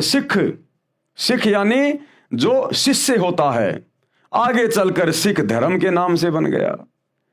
आदि शंकराचार्य जी आए, उनके बाद से हिंदू धर्म बन गया। ईसा मसीह के बाद उनके फॉलोवर ने ईसाई धर्म बना दिया। हजरत मोहम्मद के शरीर छोड़ने के बाद उनके फॉलोवर ने इस्लाम धर्म बना दिया। तो ये धर्म आप और हमारी मनमुखी सोच है, ये अल्लाह की तरफ से नहीं है। ये शैतान ने सारे सिस्टम खड़े करवाए हैं आप और हमें उलझाने के लिए, क्योंकि इस समय उस अल्लाह ने धरती पर आना था सतगुरु रामपाल जी के रूप में। तो उस समय कोई भी उनकी बात ना माने, सब अपने अपने धर्मों को, अपने अपने ज्ञान को सर्वश्रेष्ठ मान के और एक दूसरे से लड़ते रहें, झगड़ते रहें। इसलिए इस काल की सुनियोजित ये चाल है हम आत्माओं को भटकाने के लिए। लेकिन भाई वो अल्लाह कबीर सतगुरु रामपाल जी भगवान शैतान का बाप है। वो जिस कार्य के लिए आता है उसको पूरा करके जाता है। यह सिख धर्म का ग्रंथ माना जाता है। वास्तव में यह कई महात्माओं की अमृतवाणी का संग्रह है, जिसमें श्री नानक देव जी की वाणी अर्थात महिला पहला की वाणी तत्व ज्ञान अर्थात सूक्ष्म वेद से मेल खाती है, क्योंकि नानक जी को खुद कबीर परमात्मा मिले थे। क्योंकि श्री नानक जी को परमात्मा मिले थे, अल्लाह कबीर मिले थे, कबीर जी मिले थे। जिस समय श्री नानक देव साहिब जी सुल्तानपुर शहर में नवाब के यहाँ मोदी खाने में नौकरी करते थे, सुल्तानपुर शहर से आधा किलोमीटर दूर बेई नदी बहती है। श्री नानक जी प्रतिदिन उस दरिया में स्नान करने जाया करते थे। एक दिन परमात्मा, कौन परमात्मा? अल्लाह कबीर, कबीर जी जिंदा बाबा की वेशभूषा में बेई नदी पर प्रकट हुए। वहां श्री नानक देव जी से ज्ञान चर्चा हुई। उसके पश्चात श्री नानक जी ने दरिया में डुबकी लगाई। नानक जी ने कहा कि ठीक है, यदि आप परमात्मा हैं, आप ही सच्चे ज्ञानी हैं, तो मैं आपकी एक परीक्षा लूंगा। तो परमात्मा ने कहा कि बोल भाई, क्या परीक्षा लेगा? वो तो जानते थे, अंतर्यामी थे, क्योंकि नानक जी में पिछले जन्म की थोड़ी बहुत सिद्धियां शेष थी। तो नानक जी ने कहा कि इस बेई नदी में मैं डुबकी लगाऊंगा और आप मेरे को ढूंढ के दिखा देना, मैं मान जाऊंगा कि आप अल्लाह हो। तो कहा ठीक है भैया, लगा डुबकी। तो नानक जी ने डुबकी लगा दी और नानक जी ने मछली का रूप बना लिया। परमात्मा तो जाने जान अंतर्यामी, सारी सृष्टि को रचने वाले परमात्मा ने पकड़ के हाथ से वो मछली बाहर लाके पटक दी। उसके बाद नानक जी का भ्रम दूर हो गया और नानक जी ने सरेंडर कर दिया और उनको अपना गुरु बनाया। और फिर कबीर परमात्मा अल्लाह कबीर नानक जी की आत्मा को अपने सतलोक लेकर गए और वहां उनको सब कुछ दिखाया। ब्रह्मा विष्णु महेश के लोक दिखाए, इनके अवतार, ये पैगंबर ये कैसे भेजता है, कैसे नीचे सबको ये आपस में धर्म में उलझा के रखता है, सब कुछ दिखाया। असंख्य ब्रह्मांड दिखाए, दुर्गा का लोक दिखाया, शैतान का लोक दिखाया, ये कहाँ रहता है, देख ये बैठा, ये साकार है, ये अपने असली रूप में किसी को दर्शन नहीं देता, देख ये बैठा हुआ, कौड़ा कलूटा, ओछा माथा, विकराल चेहरा, और वहां पर जीवों को भून भून के खा रहा है तपतशिला पर। तो सब कुछ दिखाया नानक जी को। फिर नानक जी ने वापस आकर और अपनी वाणियों का संग्रह करवाया, गुरु ग्रंथ साहिब के रूप में जो आज हम देख रहे हैं। वहां श्री नानक देव जी से ज्ञान चर्चा हुई। उसके पश्चात श्री नानक जी ने दरिया में डुबकी लगाई, लेकिन बाहर नहीं आए। वहां उपस्थित व्यक्तियों ने मान लिया कि नानक जी दरिया में डूब गए हैं। शहर के लोगों ने दरिया में जाल डालकर भी खोजा, परंतु निराशा ही हाथ लगी, क्योंकि श्री नानक देव जी तो जिंदा बाबा के रूप में प्रकट परमात्मा के साथ सचखंड यानी सतलोक में चले गए थे। 3 दिन के पश्चात श्री नानक देव जी वापस पृथ्वी पर आए। उसी बेई नदी के उसी किनारे पर खड़े हो गए जहां से परमेश्वर अल्लाह कबीर के साथ जल में डुबकी लगाकर अंतर ध्यान हुए थे। श्री नानक जी को जीवित देखकर सुल्तानपुर के निवासियों की खुशी का ठिकाना नहीं था। श्री नानक जी की बहन नानकी भी सुल्तानपुर शहर में विवाही थी। अपनी बहन के पास श्री नानक जी रहा करते थे। अपने भाई की मौत के गम से दुखी बहन नानकी को बड़ा आश्चर्य हुआ और गम खुशी में बदल गया। श्री नानक देव को परमात्मा मिले, सच्चा ज्ञान दिया, सच्चा नाम यानी सतनाम दिया। सतनाम दिया था, सच्चा नाम। वर्तमान में सिख धर्म के भाई बहन शैतान की प्रेरणा से सतनाम वाहिगुरु, सतनाम वाहिगुरु, ये कोई नाम मंत्र नहीं है जपने का। सतनाम का मतलब होता है सच्चा नाम, जो 2 अक्षर का है। वो नाम दिया था नानक जी को, जो नाम आज हम जप रहे हैं लाखों की संख्या में सतगुरु रामपाल जी के फॉलोवर। तो भाई सतगुरु रामपाल जी की शरण में आने के बाद ही सिख धर्म के लोगों को वो नाम मिलेगा, जो नाम 650 साल पहले कबीर परमात्मा ने, अल्लाह कबीर ने नानक जी को दिया था। वो है असल में सतनाम। ये सतनाम सतनाम सतनाम वाहिगुरु, ये कोई मंत्र नहीं है जपने का। सच्चा नाम मिला, सच्चा ज्ञान मिला, सतनाम मिला। पुस्तक भाई बाले वाली जन्म साखी गुरु नानक देव जी में तथा प्राण संगली हिंदी लिपि वाली में, जिसके संपादक संत संपूर्ण सिंह हैं। इन दोनों पुस्तकों में प्रमाण है कि श्री गुरु नानक देव जी ने स्वयं मर्दाना को बताया। मर्दाना कौन था? ये बाला और मर्दाना 2 नानक जी के परम भगत थे, जो सदा उनके साथ में रहा करते थे। इन दोनों पुस्तकों में प्रमाण है कि श्री गुरु नानक देव जी ने स्वयं मर्दाना को बताया कि मुझे परमात्मा जिंदा बाबा के रूप में बेई नदी पर मिले थे। क्या कहा नानक जी ने कि मुझे जो परमात्मा मिले थे बेई नदी पर जब मैं नहाने गया था जिंदा बाबा के रूप में। जब मैं स्नान करने के लिए गया मैं 3 दिन तक उन्हीं के साथ रहा था सचखंड में 7वें आसमान पर। वह बाबा जिंदा मेरा सतगुरु भी है तथा वह सर्व सृष्टि का रचनहार भी है। उसी ने 6 दिन में आसमान और जमीन के दरमियान जो भी कुछ था उसको रचा, इसलिए वही बाबा कहलाने का अधिकारी है। बाबा यानी परमेश्वर परमात्मा। अन्य को बाबा नहीं कहा जाना चाहिए, उसका नाम कबीर है। और क्या लिखा, कायम दायम कुदरती सब पीरन सिर पीर आलम बड़ा कबीर। इसलिए श्री नानक जी की वाणी महिला फर्स्ट में है, वह सूक्ष्म वेद से मेल खाती है, ये सही है। श्री गुरु ग्रंथ साहिब में कबीर जी की वाणी को छोड़कर अन्य संतों की वाणी इतनी सटीक नहीं है। कारण यह है कि श्री नानक देव जी को परमात्मा कबीर जी मिले थे, इसलिए गुरु ग्रंथ साहिब में जो वाणी श्री नानक जी ने लिखी है केवल वही सत्य है। बाकी संतों को परमात्मा सतलोक लेकर नहीं गए थे जिनकी वाणियां गुरु ग्रंथ साहिब में लिखी हुई हैं। प्रमाण श्री गुरु ग्रंथ साहिब में पेज नंबर 24 पर लिखी वाणी, एक सुवान दुई सुवानी नाल बलके बोकई सदा बियाल कुड़ छुरा मूठा मुरधार धानक रूप रहा करतार। धानक यानी वो कबीर परमात्मा 650 साल पहले धानक जाति में आए थे काशी में, तो कहते धानक रूप रहा करतार। करतार यानी वो परमात्मा, सबको रचने वाला, सबका भगवान। कहते वो तो धानक रूप है, वो कबीर है, वो काशी वाला। तेरा एक नाम तारे संसार मैं एहो आस एहो आधार।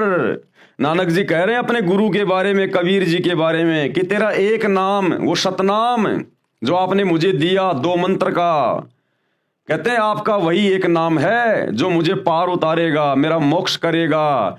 मैं उसी की आस लेकर जी रहा हूं, उसी के ऊपर आधारित हूं। तेरा एक नाम तारे संसार मैं एहो आस एहो आधार और धानक रूप कहा करतार।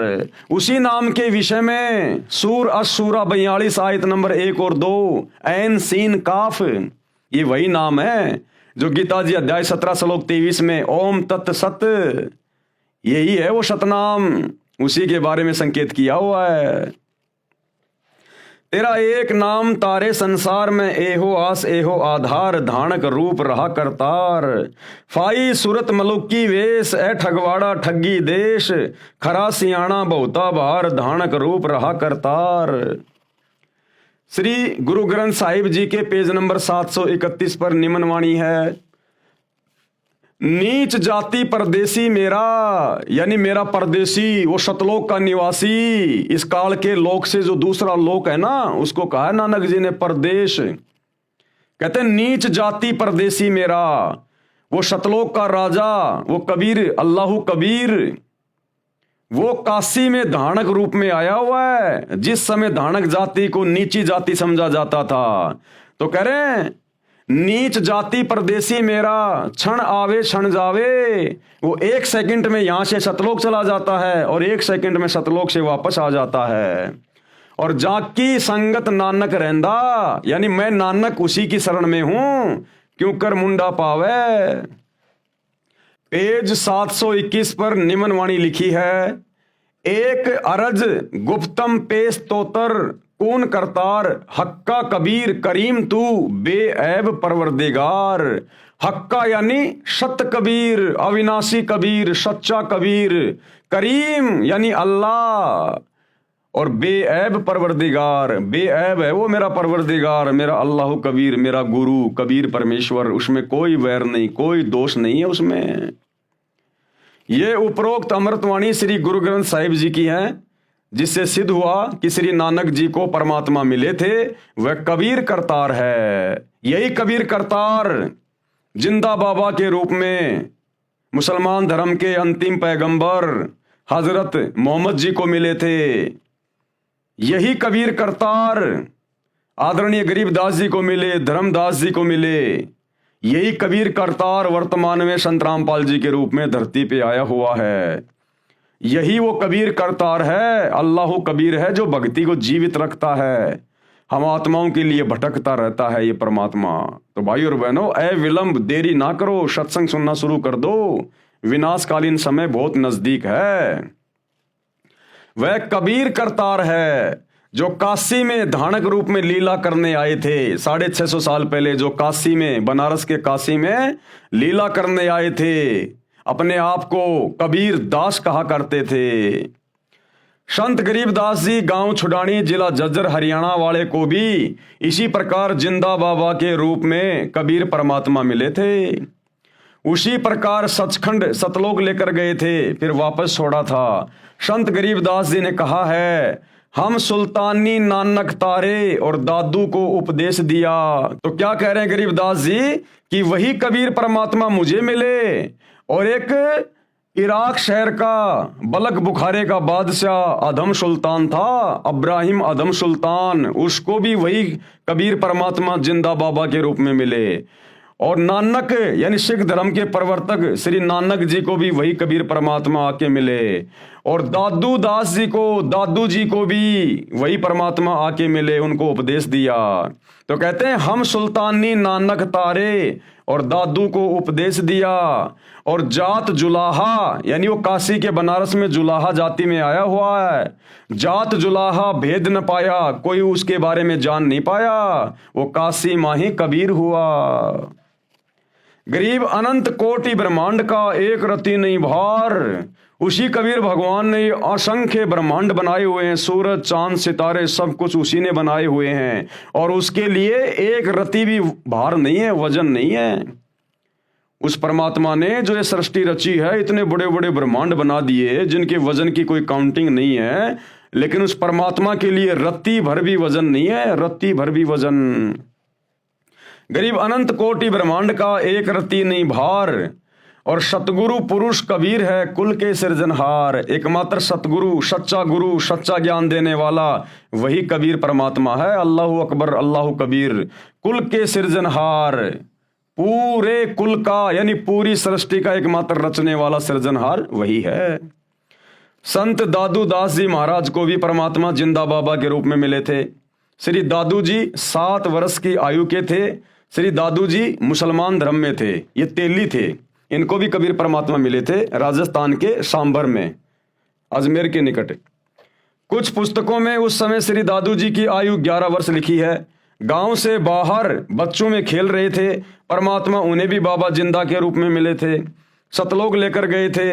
दादू जी भी 3 दिन रात तक अचेत रहे, क्योंकि परमात्मा शरीर से आत्मा को निकाल कर ले गए थे। फिर सचेत हुए तो परमात्मा कबीर जी की महिमा बताने लगे, और क्या कहा, जिन मोको निज नाम दिया, यानी जिस जिंदा बाबा ने, जिस कबीर जी ने मुझे वो सतनाम दिया, सच्चा नाम दिया, सोए सतगुरु हमार, और दादू दूसरा कोई नहीं, वो कबीर सृजनहार। वही कबीर परमात्मा जिसने सारी सृष्टि को रचा है, उसी ने आकर मुझे यहां पर सच्चा ज्ञान दिया, सच्चा नाम दिया। जिन मोकू निज नाम दिया, सोए सतगुरु हमार, और दादू दूसरा कोई नहीं, वो कबीर सृजनहार।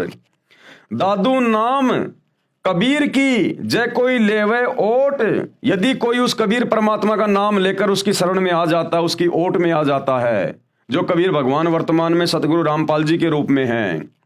दादू नाम कबीर की जय कोई लेवे ओट, यानी शरण, अरे उनको कभू लागे नहीं काल बजर की चोट। इस काल की, शैतान की उसको फिर कभी चोट नहीं लगेगी। ये शैतान फिर उसे कभी दुखी नहीं कर सकता, जन्म मरण में नहीं डाल सकता, गधा कुत्ता नहीं बना सकता। जो एक बार इस कबीर अल्लाह की शरण में आ जाता है, फिर काल की दाढ़ नहीं गलेगी। संत गरीबदास जी ने कहा है, गरीब दादू को सतगुरु मिले दही पान की पीक, और बूढ़ा बाबा जिसे कहे या दादू की नहीं सीख। गरीब दादू के सिर पर सदा अदली असल कबीर, टक्कर मारी जद मिले फिर सांबर के तीर।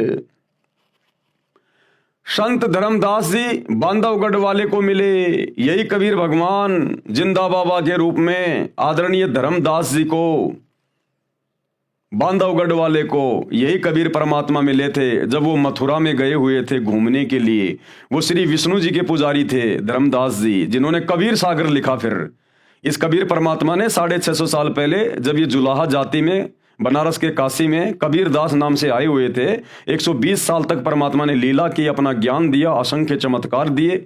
उसके बाद परमात्मा ने धर्मदास जी के माध्यम से वो 1800 पेज का कबीर सागर लिखवाया, कबीर वाणियां। वे हैं वो धर्मदास जी। संत धर्मदास जी बांधवगढ़ वाले को मिले। महात्मा धर्मदास जी का जन्म पवित्र हिंदू धर्म में गांव बांधवगढ़ मध्य प्रदेश भारत में हुआ था। गुरु जी के आदेश अनुसार यानी कबीर परमात्मा के मिलने से पहले धर्मदास जी ने एक रूपदास नाम का एक वैष्णव संप्रदाय का गुरु बना रखा था। आधी अधूरी भक्ति थी उसके पास में, तो उसने धर्मदास जी को कह रखा था कि आप ऐसे ऐसे तीर्थों की यात्रा किया करो, ऐसे ऐसे दान धर्म किया करो। तो अपने गुरु के आदेश अनुसार धर्मदास जी, जो कि बहुत बड़े सेठ थे, अरबोंपति थे, वो अपने गुरु जी के आदेश से 68 तीर्थों की यात्रा पर घर से निकले हुए थे और मथुरा में गए हुए थे। गुरु जी के आदेश अनुसार तीर्थों का भ्रमण करते हुए धर्मदास जी मथुरा में पहुंचे तो समर्थ परमात्मा, कादिर खुदा, ये कबीर भगवान जिंदा महात्मा के रूप में मिले थे। धर्मदास जी को भी परमात्मा यानी अल्लाह कबीर सतलोक लेकर गए थे और धर्मदास जी को भी परमात्मा सतलोक लेकर गए थे। 3 दिन रात तक धर्मदास जी भी श्री नानक देव जी की तरह परमात्मा के साथ आकाश मंडल में यानी सतलोक में रहे। आकाश में ज्योति निरंजन के लोक 21 ब्रह्मांडों की व्यवस्था दिखाई। धर्मदास जी को जब परमात्मा ऊपर लेकर गए तो ये ज्योति निरंजन, ये काल सूक्ष्म वेद में 5वें वेद में कबीर सागर में इसको ज्योति निरंजन कहा जाता है। ये काल, ये शैतान इसी का नाम है। क्षर पुरुष ब्रह्म इसी को कहते हैं। इसके 5-6 नाम है इसके। तो जब धर्मदास जी को परमात्मा लेकर गए, उसके शरीर से आत्मा को निकाल कर, पीछे उनका शरीर चल रहा था, हार्ट बीट उनकी चल रही थी। वो तो परमात्मा सक्षम है, कुछ भी कर सकता है। वो परमात्मा ने वो इसलिए उसकी धड़कनें वो चलाई ताकि घर वाले उसके शरीर को फूंक ना दे, नष्ट ना कर दें। तो परमात्मा ने शरीर की धड़कनें भी जारी रखी और आत्मा को निकाल कर अपने साथ ले गए। और बीच में परमात्मा ने इस ज्योति निरंजन के 21 ब्रह्मांड जो इसने तपस्या करके परमात्मा से प्राप्त कर रखे हैं, आपको आगे सृष्टि रचना में पता चलेगा। इस शैतान के इस काल के 21 ब्रह्मांड दिखाए। शैतान दिखाया कि देख ये बैठा हुआ जिसको तुम निराकार मान के पूजा करते थे। आकाश मंडल में सतलोक में रहे। आकाश में ज्योति निरंजन यानी काल के लोक 21 ब्रह्मांडों की व्यवस्था दिखाई।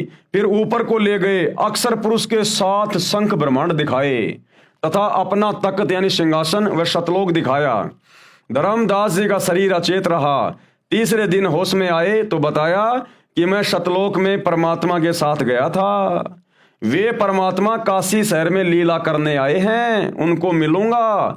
धर्मदास बनारस यानी काशी में गए। वहां जुलाई के रूप में परमात्मा को कार्य करते देखकर आश्चर्यचकित रह गए। जब धर्मदास जी सतलोक में गए परमात्मा के साथ में, परमात्मा ने उनको अपना गवाह बनाना था आज आप और हमें विश्वास दिलाने के लिए। तो सतलोक में परमात्मा ने कहा कि भाई मैं नीचे बनारस के काशी में रहता हूं, कबीर जुलाहा मेरा नाम है और जुलाई का काम करता हूं। भाई तू बांधवगढ़ से काशी में आ जाना मेरे से मिलने के लिए। तो धर्मदास जी की आत्मा जैसे 3 दिन बाद उनके शरीर में आई, वो सीधे कहां चले गए? अपने परवरदिगार, अपने कबीर अल्लाह से मिलने काशी में। वहां जुलाए के रूप में परमात्मा कबीर को कार्य करते देखकर आश्चर्यचकित रह गए, चरणों में गिर गए तथा यथार्थ भक्ति मार्ग प्राप्त करके कल्याण कराया कि हे कबीर भगवान, हे परमात्मा, सारी सृष्टि के परवरदिगार, ये परमात्मा आप सारी सृष्टि को रचने वाले और काशी में गरीब जुलाहे के रूप में आप लीला कर रहे हो। धर्मदास के आश्चर्य का ठिकाना नहीं रहा। भाई और बहनों, ये समर्थ परमात्मा है, ये ऐसी लीला करता है, इसको हर कोई जान नहीं पाता। ये शैतान भी धोखे में रहता है जब ये परमात्मा संत रूप में धरती पे आता है। इसलिए ये कबीर भगवान, इसको कोई पहचान नहीं सकता। ये जिन जिन आत्माओं पे दया करेगा, रजा करेगा, वही आत्माएं इनको पहचान सकती हैं, इनके सत्संग सुन सकती हैं। ये जो पुस्तकें जो आपको दिखाई जा रही है, वीडियो बनाए जा रहे हैं, गुरुदेव ने लाखों की संख्या में जो सत्संग कर दिए, भले पूरी दुनिया पढ़ो, पूरी दुनिया सुनो, लेकिन उनकी शरण में वही आएगा जिसके ऊपर उनकी खुद की रजा होगी, उनकी मर्जी होगी। इसलिए सौभाग्य होगा उन हिंदू, मुस्लिम, सिख, ईसाई भाई बहनों का जो गुरुदेव के सत्संग सुनकर या हमारे जैसे उनके कुत्ते जो भौंक रहे हैं उनकी महिमा में आप लोगों को जगा रहे हैं, इन पुस्तकों को देखकर पढ़कर यदि कोई उनके सत्संग सुनना शुरू कर दे और समझ में आ जाए और अपने परिवरदिगार पर ईमान लेके आ जाए, उनसे उपदेश लेके भक्ति शुरू कर दे, तो उसका कल्याण संभव है। वरना यहाँ आप चाहे कितने बड़े मुल्ला मौलवी हैं, चाहे ब्रह्मा विष्णु महेश क्यों ना है आप, ये ब्रह्मा विष्णु महेश भी जब इनकी भक्ति समाप्त होगी इनको इनके पदों से नीचे गिराया जाएगा। जिस प्रकार भारत देश का प्रधानमंत्री जब चुनाव हार जाता है तो प्रधानमंत्री के पद से नीचे गिरा दिया जाता है, फिर आम आदमी की तरह रहता है। इसी प्रकार ब्रह्मा विष्णु महेश इस पृथ्वी लोक पर भक्ति करके आज वो ब्रह्मा विष्णु महेश बने हुए हैं। जिस दिन उनकी भक्ति समाप्त उनको ये काल नरक में ठोकेगा, गधा कुत्ता सुअर बनाएगा, 84 में डालेगा। ये ऐसे दुर्गति करता है तो आप और हमारी 2 कोटि के जीवों की क्या औकात है जो भक्ति नहीं करी तो हमारे साथ में क्या होगा, विचार कर लेना इन बातों का। वहां जुलाहे के रूप में परमात्मा को कार्य करते देखकर आश्चर्यचकित रह गए, चरणों में गिर गए तथा यथार्थ भक्ति मार्ग प्राप्त करके कल्याण करवाया। हजरत मोहम्मद जी को भी परमात्मा मक्का में जिंदा महात्मा के रूप में मिले थे। यही कबीर परमात्मा जिंदा महात्मा के रूप में अपनी आत्माओं के लिए भटकता रहता है। और हजरत मोहम्मद जी को भी जब हजरत मोहम्मद जी मक्का गए हुए थे हज करने के लिए तो वहां पर मिले थे हजरत मोहम्मद जी को जिंदा बाबा के रूप में, और उनको वहीं सतलोक लेकर गए थे। उनको सब कुछ बताया, सब कुछ दिखाया, ज्ञान समझाया कि ऐ मोहम्मद तू तो शैतान की भक्ति में उलझा हुआ है, तू जन्म मरण के चक्कर से बाहर नहीं निकल सकता, गधा कुत्ता बनने से नहीं बच सकता, तू काल की शैतान की भक्ति कर रहा है। और जिंदा बाबा के रूप में कबीर जी ने हज करने गए हजरत मोहम्मद जी को पूरा ज्ञान बताया और अपने साथ जैसे नानक जी की आत्मा को ले गए और धर्मदास जी की आत्मा को लेकर गए, ऐसे ही हजरत मोहम्मद जी को परमात्मा सतलोक ले गए थे। सब कुछ दिखाया, शैतान दिखाया, सब कुछ दिखाया, लेकिन हजरत मोहम्मद जी ने उनकी बात को स्वीकार नहीं किया। कलमा तो ले लिया, मंत्र तो ले लिया, अल्लाहु कबीर अल्लाहु कबीर, लेकिन मान बढ़ाई में, क्योंकि हजरत मोहम्मद जी के उस समय लाखों की संख्या में फॉलोवर हो गए थे, जिस कारण से हजरत मोहम्मद जी का मन ऊपर नहीं लगा और उस आत्मा ने वहां रहना स्वीकार नहीं किया। फिर वापस उस कबीर परमात्मा ने, अल्लाहु कबीर ने, जो जिंदा रूप में उनको काबा में मिले थे, उनको वापस छोड़ दिया। इसलिए तो हजरत मोहम्मद जी को काल कह रहा है सूरत फुरकानी 25 आयत नंबर 52 से 59 में कि ऐ हजरत तुझे जो जिंदा मिला था, जो चैतन्य मिला था, जो कभी मरने वाला नहीं है, वो जिंदा बाबा के रूप में जो तुझे काबा में मिला था, जिसने 6 दिन में आसमान और जमीन के दरमियान जो भी कुछ था वो बनाया और 7वें दिन तख्त पे जा विराजा, उसकी जानकारी किसी बाखबर से जा पूछ कि उसकी भक्ति से मोक्ष होगा। मैं कंप्लीट अल्लाह नहीं हूं, मैं तो डुप्लीकेट हूं। वो है ओरिजिनल सुप्रीम गॉड जो हजरत मोहम्मद जी को जिंदा बाबा के रूप में जब वो हज करने गए थे तो काबा में मिले थे और सारी बातें समझाई थी कि भैया इन मंदिरों में धक्के खाने से कुछ नहीं मिलेगा, ये तो महादेव का मंदिर है, एक हिंदू राजा ने बनवाया था, ये मुसलमान जिसे अपना ये मक्का मदीना कहते हैं, ये काबा कहते हैं, ये तो शंकर जी का मंदिर है, वहां तो शैतान की पूजा होती है, काल की पूजा। सब कुछ समझाया था हजरत मोहम्मद जी को कि यहां धक्के खाने से कुछ नहीं मिलेगा। हजरत मोहम्मद जी को भी परमात्मा यानी वही कबीर परमेश्वर जो आज सतगुरु रामपाल जी के रूप में आए हुए हैं, मक्का में जिंदा महात्मा के रूप में मिले थे। जिस समय नबी मोहम्मद काबा मस्जिद में हज के लिए गए हुए थे तथा उनको अपने लोक में ले गए जो एक ब्रह्मांड में राजदूत भवन बना हुआ है, यानी इसी 21 ब्रह्मांड में कबीर परमात्मा ने अपना एक मिनी सतलोक बना रखा है। जिस प्रकार प्रत्येक देश में और हर एक देश का राजदूत भवन होता है, इसी प्रकार इस 21 ब्रह्मांड में शैतान के लोक में उस कबीर परमात्मा ने सूक्ष्म रूप में अपना एक मिनी सतलोक सचखंड बना रखा है। वहां लेके गए थे हजरत मोहम्मद जी को कि अगर ये भी मेरी बात मान जाएगा, मेरे ज्ञान को स्वीकार कर लेगा, तो फिर मैं इसको सही भक्ति देके फिर इसको सतलोक भी ले जाऊंगा, लेकिन वो नहीं रहे वहां। परमात्मा कबीर जी ने हजरत मोहम्मद जी को समझाया तथा अपना ज्ञान सुनाया, परंतु हजरत मोहम्मद जी ने परमात्मा के ज्ञान को नहीं स्वीकारा और ना सतलोक में रहने की इच्छा व्यक्त की। इसलिए हजरत मोहम्मद को वापस शरीर में भेज दिया। उस समय हजरत मोहम्मद जी के कई हजार मुसलमान अनुयायी बन चुके थे। अहंकार में फूल गया था, मान बढ़ाई आ गई थी। उनकी महिमा संसार में पूरी गति से फैल रही थी और कुरान के ज्ञान को सर्वोत्तम मान रहे थे।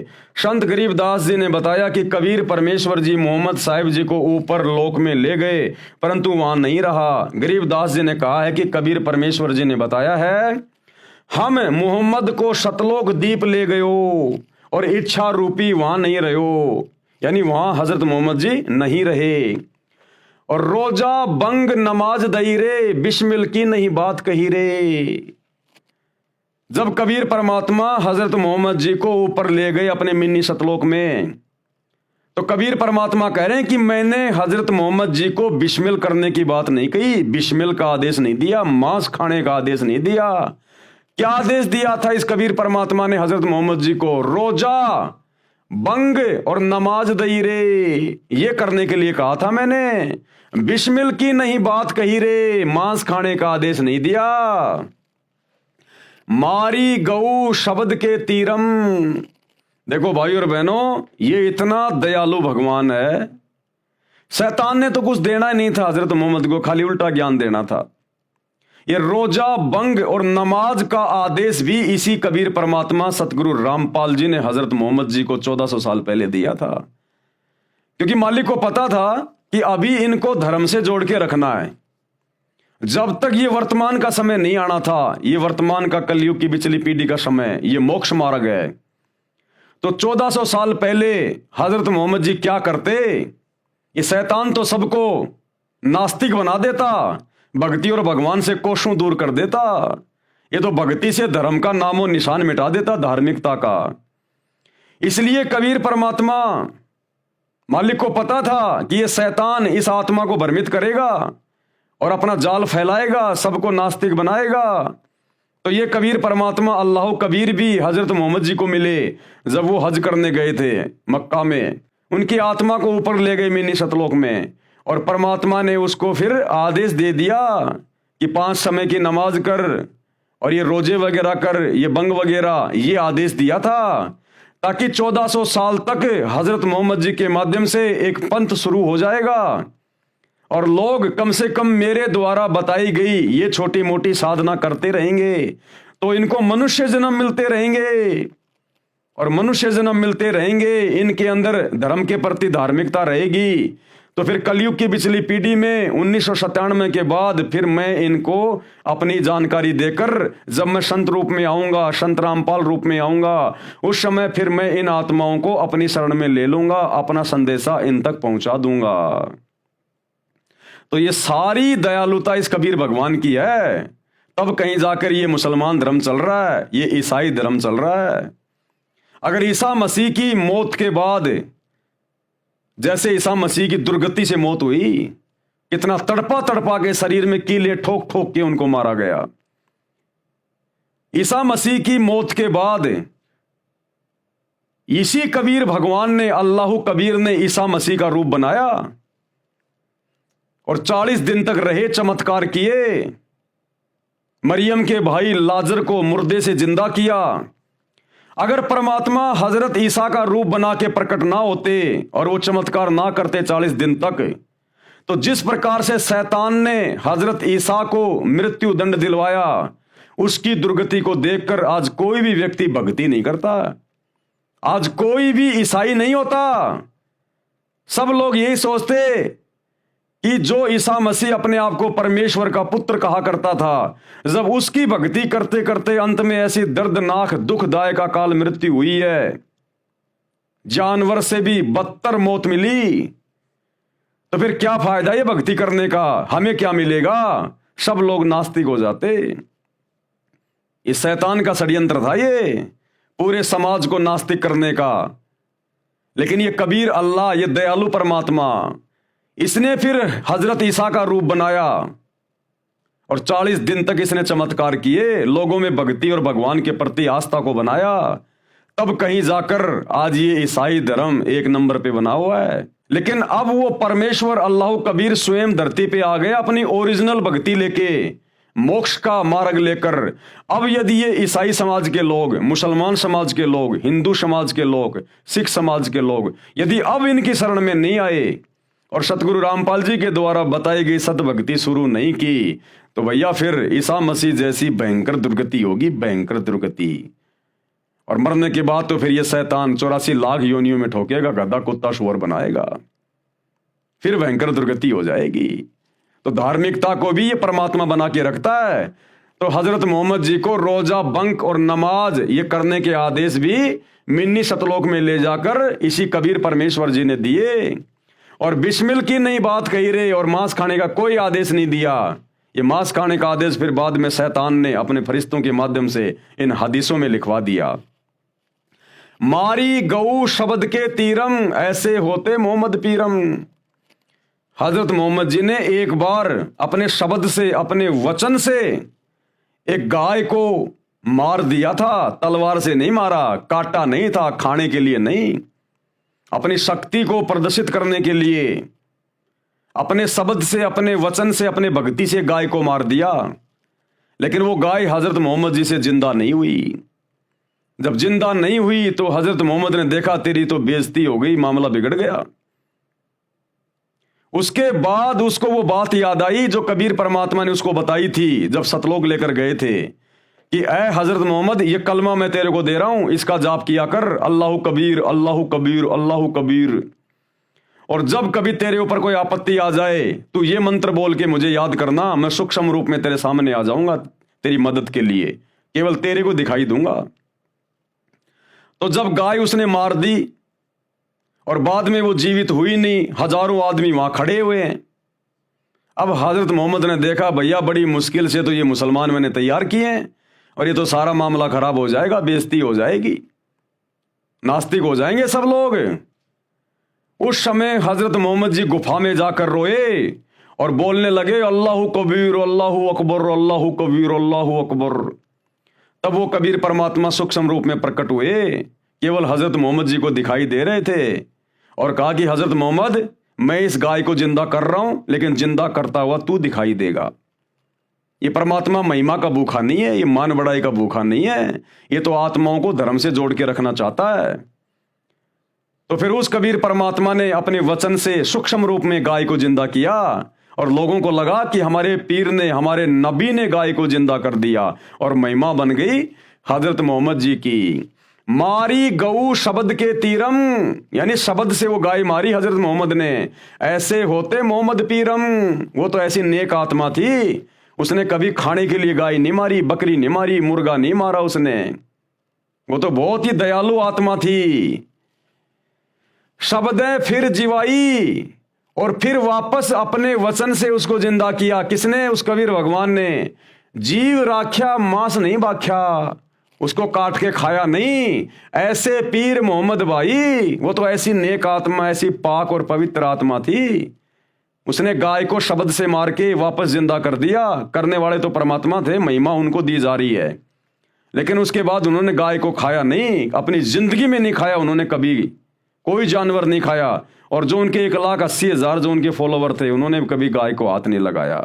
वो तो ऐसे नेक और पाक थे। ये आज का मुसलमान कहां हजरत मोहम्मद की रीस करेगा?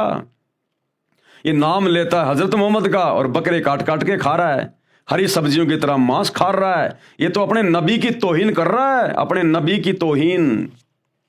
मारी गऊ ले शब्द तलवार, जीवित हुई नहीं अल्लाह से करी पुकार। शब्द से, वचन से हजरत मोहम्मद जी ने उस गाय को मारा, शब्द रूपी तलवार से, ना कि लोहे की तलवार से। और जीवित हुई नहीं, अल्लाह से करी पुकार।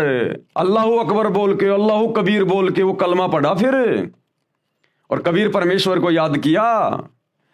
तब हमो, यानी मुझको मोहम्मद ने याद किया रे, शब्द स्वरूप हम बेग गया रे। अल्लाह अकबर बोल बोल के हजरत मोहम्मद ने हमें याद किया। और कबीर परमेश्वर कहते हैं तब हम वहां पर सूक्ष्म रूप में हजरत मोहम्मद के सामने प्रकट हुए। तब हमों यानी मुझको मोहम्मद ने याद किया रे, शब्द स्वरूप हम बेग गया रे, तुरंत पहुंच गए। मुई गऊ हमने तुरंत जिवाई, मुई यानी वो मरी हुई गाय हमने तुरंत जिंदा कर दी सूक्ष्म रूप में। तब मोहम्मद के निश्चय आई, तब मोहम्मद को विश्वास हुआ कि ये अल्लाह जो मुझे जिंदा बाबा के रूप में मिला था, जो मुझे सतलोक लेकर गया था, ये वास्तव में अल्लाह कबीर है, ये समर्थ है, यही परमात्मा है। तब मोहम्मद के निश्चय आई, तुम कबीर अल्लाह दरवेशा, ये कबीर परमात्मा तुम ही अल्लाह हो जो दरवेश रूप में साधु संत के रूप में आते हो। तुम कबीर अल्लाह दरवेशा, मोमिन मोहम्मद का गया अंदेशा। उस मुसलमान मोहम्मद का पूरा अंदेशा समाप्त हो गया, सारी शंका समाप्त हो गई कि ओरिजिनल अल्लाह कौन है। कहा मोहम्मद सुन जिंदा साहिब, हजरत मोहम्मद ने क्या कहा, सुन जिंदा साहिब, ये कबीर भगवान जिंदा बाबा, तुम अल्लाह कबीर और सब नायब, केवल तुम ही एकमात्र अल्लाह कबीर हो, बाकी सब नायब हैं, नीचे नीचे हैं, सब नौकर हैं बाकी सब। यानी उस शैतान को भी हजरत मोहम्मद ने डुप्लीकेट साबित कर दिया जिसने कुरान शरीफ का ज्ञान दिया था। क्या कह रहे हैं उस जिंदा बाबा को, अल्लाह कबीर को, तुम अल्लाह कबीर और सब नायब और सब तुमसे नीचे हैं। कुरान शरीफ की सूरत फुरकानी 25 आयत नंबर 52 से 59 में भी है। कुरान शरीफ के ज्ञानदाता को, कुरान शरीफ के ज्ञानदाता को यानी डुप्लीकेट अल्लाह को हजरत मोहम्मद तथा मुसलमान धर्म के सभी श्रद्धालु अपना खुदा मानते हैं, उसी को पूर्ण परमात्मा भी मानते हैं। इन 52 से 59 आयतों में कुरान ज्ञानदाता ने यानी उस शैतान ने कहा है कि ए पैगंबर हजरत मोहम्मद, जो कुरान की आयतों में मैंने तुझे जो ज्ञान दिया है, तू उस पर अडिग रहना, दृढ़ रहना। अल्लाह कबीर है, इबादत कबीरा, वो अल्लाह कबीर है इबादत के योग्य। और ये काफिर, ये बाकी मुसलमान, बाकी लोग उस अल्लाह पर, उस कबीर अल्लाह पर विश्वास नहीं करते। तुम इनकी बातों में मत आना, इनके साथ संघर्ष करना यानी जिहाद करना। जिहाद का मतलब होता है संघर्ष करना, मारना काटना नहीं होता जिहाद का मतलब। इनके साथ संघर्ष करना, झगड़ा नहीं करना। हे पैगंबर, ये कबीर नामक परमात्मा है जिसने किसी को बेटा, बहू, सास, ससुर व नाती बनाया है। कौन कह रहा है हजरत मोहम्मद को ये सारी बातें? वो डुप्लीकेट अल्लाह जिसको मुसलमान समाज अपना अल्लाह मानता, अपना खुदा मानता है, वो शैतान उस बड़े अल्लाह कबीर के बारे में बता रहा है। क्या कह रहा है? हे पैगंबर, यह कबीर नामक परमात्मा है जिसने किसी को बेटा, बहू, सास, ससुर व नाती बनाया है। तुम उस जिंदा पर भरोसा रखना जो तुझे जिंदा बाबा के रूप में मिला था ना काबा में, उस जिंदा पर भरोसा रखना जो तुझे काबा में मिला था। वह वास्तव में अविनाशी परमात्मा है, अविनाशी, वो कभी मरने वाला नहीं है। वह अपने बंदों यानी भक्तों के गुनाहों यानी पापों को क्षमा कर देता है। कैसे? जब वो धरती पर आता है संत रूप में, दरवेश रूप में, मुर्शिद रूप में, और जब कोई उससे उपदेश ले लेता है तो वो अपनी भक्ति से, अपने सत भक्ति मंत्रों से, अपने आशीर्वाद से उसके पिछले सारे पापों को नष्ट कर देता है। तो भाई आज वही दरवेश, वही अल्लाह कबीर सतगुरु रामपाल जी के रूप में धरती पे प्रकट है। उनसे उपदेश लोगे तो ही पाप कटेंगे, नहीं तो नहीं कटने वाले, चाहे कितनी साधना कर लो। और आने वाला समय महाविनाश का है मेरे भाई। जो पुण्य थे वो सबके समाप्त हो लिए, ये कलयुग चल रहा है। बचे पाप कर्म, पाप कर्मों के कारण आएंगे कष्ट, दुख, तकलीफें। तो आने वाले 4 से 5 साल महाविनाशक हैं। अगर समय रहते संत रामपाल जी के सत्संग सुनकर उनके शरण में आ गए तो बचाव है, नहीं भाई साहब भाड़े के भाव जाओगे। वह अपने बंदों यानी भक्तों के गुनाहों यानी पापों को क्षमा कर देता है। वह कबीर अल्लाह है। ये कबीर अल्लाह वही है। कौन कह रहा है? वो डुप्लीकेट अल्लाह कह रहा है। मुसलमान जिसे अपना खुदा मानते हैं वो हजरत मोहम्मद जी को क्या कह रहा है? यह कबीर अल्लाह वही है जिसका वर्णन बाइबल ग्रंथ में, उत्पत्ति ग्रंथ में आता है कि उस परमात्मा ने 6 दिन में आसमान और धरती तथा इसके बीच के सर्व नक्षत्र बनाए, अर्थात सर्व सृष्टि की रचना की, और 7वें दिन तख्त पर जा बैठा। उसकी खबर किसी बाखबर अर्थात तत्वदर्शी संत से पूछो। तो भैया वो बाखबर वर्तमान में वो अल्लाह खुद ही सतगुरु रामपाल जी के रूप में आया हुआ है, वो कबीर अल्लाह। इनके अलावा ये जानकारी आज तक मुसलमान धर्म के किसी भी मुल्ला मौलवी ने किसी भी मुसलमान को नहीं दी। इन आयतों का अर्थ आज तक किसी ने भी करके नहीं समझाया। क्योंकि वो अल्लाह ही बता सकता है। वही बुद्धि खोलेगा तो समझ में आएगी, नहीं तो नहीं आएगी, चाहे कितना ही पढ़ लो रात दिन। हजरत मोहम्मद जी मांस नहीं खाते थे।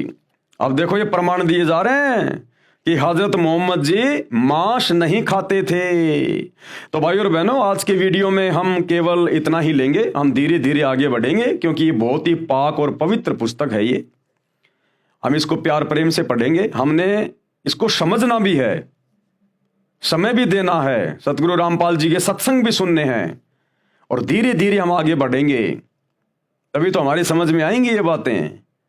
अगर ये मौका हम चूक गए वर्तमान में, जिस समय खुद अल्लाह धरती पे संत रामपाल जी के रूप में प्रकट है, अगर ये मौका हम चूक गए, फिर करोड़ों युगों तक ये शैतान, ये काल हमें मनुष्य जन्म भी नहीं देगा, मनुष्य जन्म भी, क्योंकि फिर ये हमें 84 लाख योनियों में डाल देता है, और 84 लाख योनियां भोगने का समय करोड़ों युग बीत जाता है, करोड़ों युग। ऐसी दुर्गति हो जाएगी हमारी। आज इंसान रूप में आदमी सुखी नहीं है, 24 घंटे काम धंधे की टेंशन, बच्चों की फीस की टेंशन, किसी को मकान बनाने की टेंशन, किसी को धंधे की टेंशन, कोई हॉस्पिटल में है, कोई बीमार है, कोई कैंसर है, कोई एड्स है, दुनिया भर का कोई दुख उठा रहा है। अरे मनुष्य जन्म पाके, जो 84 लाख योनियों में सर्वश्रेष्ठ है, ये मनुष्य जन्म पाके आज कलयुग में इंसान सुखी नहीं है। 24 घंटे 20 प्रकार की टेंशन उसको घेरे रहती हैं, ना टाइम पे सोना, ना खाना, ना उठना, ना बैठना। सोचो जब 84 लाख योनियों में चले जाएंगे, गधे कुत्ते सूअर बनेंगे, बैल बनेंगे, ऊंट बनेंगे, मछली बनेंगे, छिपकली बनेंगे, समुद्र के जीव बनेंगे, रेंगने वाले जो है वो कीड़े बनेंगे, टट्टी में गोबर में कीड़े बन के अपना वो कर्म भोगेंगे। सोचो फिर कहां सुख होगा। इसलिए भाई और बहनों, समझो, ये धर्म और जातियों की जंजीरें ये तोड़ो, और ये टूटेंगी सतगुरु रामपाल जी के सत्संग सुनने से, ज्ञान समझ में आने से। वैसे नहीं टूटने वाली ये शैतान का षड्यंत्र शैतान का बाप ही तोड़ सकता है। ये मुल्ला मौलवी नहीं तोड़ सकते, आचार्य शंकराचार्य नहीं तोड़ सकते। तो है मेरे मुसलमान भाइयों और सभी धर्मों के भाई बहनों, थोड़ी सी हिम्मत करो, हिम्मत, और सतगुरु रामपाल जी के सत्संग सुनना शुरू करो। मोबाइल सबकी जेब में है। अरे रात को सो जाते हो, पड़े पड़े और भी कुछ देखते रहते हो फालतू की बातें। सतगुरु रामपाल जी की यूट्यूब पे सत्संग सुनो, सृष्टि रचना सुनो, मुसलमान धर्म में डॉक्टर जाकिर नाइक के साथ में उनकी डिबेट है वो सुनो। अरे देखो प्रमाण है। फालतू की वीडियो देखते रहते हो, शॉर्ट वीडियो, रील वगैरह, क्या मिलेगा तुम्हें? अश्लीलता आएगी तुम्हारे दिमाग में, तुम्हारे बच्चे बिगड़ेंगे, तुम्हारे विचार बिगड़ेंगे। अरे जैसा खाओगे अन्न वैसा होगा मन, जैसा पियोगे पानी वैसी होगी वाणी, और जैसी दृष्टि वैसी सृष्टि। तो जैसा देखोगे मोबाइल में गंदा, वैसा ही तुम्हारे विचार आएंगे, तुम्हारे पाप कर्म बढ़ेंगे। तो रात को जब सो जाओ ना, जब सोने जाओ अपने बेड पे, बिस्तर पे, अरे यूट्यूब पे जाके सर्च करो सृष्टि रचना संत रामपाल जी महाराज, डिबेट जाकिर नाइक वर्सेज संत रामपाल जी, और देखो ये तुम्हारे धर्म की ये पुस्तकें क्या कह रही हैं, सच्चाई क्या है जो आज तक कोई नहीं बता पाया। थोड़ा थोड़ा सुनना शुरू करो धीरे धीरे। ये शैतान सुनने नहीं देगा, शैतान सुनने नहीं देगा, लेकिन मन में ये धारणा करके कि हे अल्लाह, सब लोग आपकी इतनी महिमा गा रहे हैं कि आज आप धरती पे आए हुए हो, यदि वास्तव में आप धरती पे आए हुए हो संत रामपाल जी के रूप में, तो शैतान से मेरे बंधन छुड़वाओ, इस दज्जाल से, इस शैतान से, इस काल से मुझे मुक्त करो, कि मैं आपके सत्संग सुन सकूं, मेरे ऊपर रहम करो अरदास। फिर देखो तुम्हें समय देगा परमात्मा। इतनी अरदास करने मात्र से, और जिस दिन आप लोग उनके सत्संग सुनना शुरू कर देंगे, रोजाना अगर आधी घंटे भी सुनेंगे, भले कान में लीड लगा के सुनो, अगर कोई दूसरे मुसलमान से अगर आपको ये डर लगता है तो रात को सोते समय सुन लो। जिस दिन से आप मुसलमान भाइयों ने अगर सतगुरु रामपाल जी के सत्संग भी सुनने शुरू कर दिए और ये मांस खाना छोड़ दिया, उसी दिन देख लेना आपके काम धंधे में वो बरकत मिलेगी आपको, जो आप दिन रात थूक बिलो के भी लोगों के आगे हाथ जोड़ जोड़ के भी नहीं ले पा रहे। ये वो बरकत देना शुरू कर देगा ये परमात्मा। बस मांस खाना छोड़ो और संत रामपाल जी के सत्संग सुनो, और 1 महीना सत्संग सुनो, 1 महीना। उसके बाद तुम्हें लगे कि मैंने इनके शरण में जाना चाहिए तो ठीक है, नहीं तो भैया अपना वो काम करते रहो जो तुम कर रहे हो, तुम्हें कोई मना नहीं कर रहा।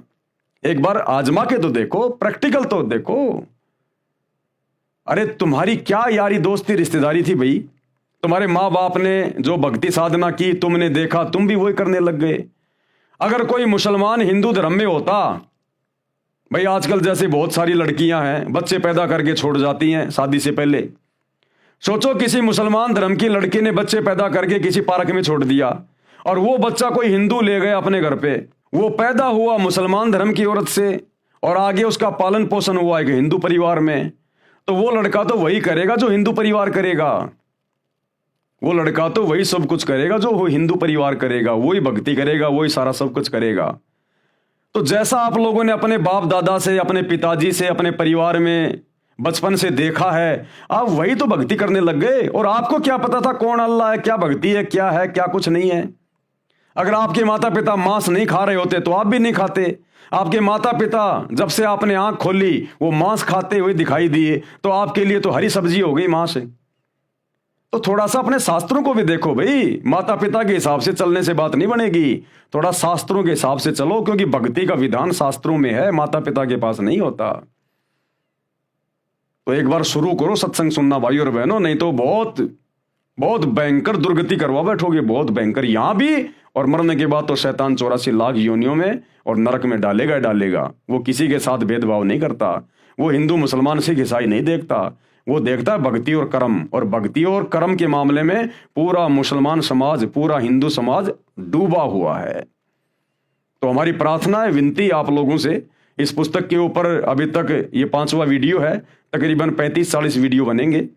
अगर आप देख लोगे, और खाली ये मेरे वीडियो देखने से बात नहीं बनेगी, सतगुरु रामपाल जी के सत्संग सुनना शुरू करो। उनकी आवाज में, उनके वचन में वो शक्ति है, वो पावर है। वो अंदर जाकर रिएक्शन करना शुरू करेगी उनकी आवाज। वो पूर्ण संत है, अल्लाह कबीर है, उनके वचन में पावर है, शब्द में। तुम्हारा हृदय परिवर्तन कर देगी, चेंज कर देगी। तभी तो तुम्हारे घर में, तुम्हारे धंधे में वो बरकत दिखाई देगी तुम्हें, जब उनके सत्संग सुनना शुरू करोगे।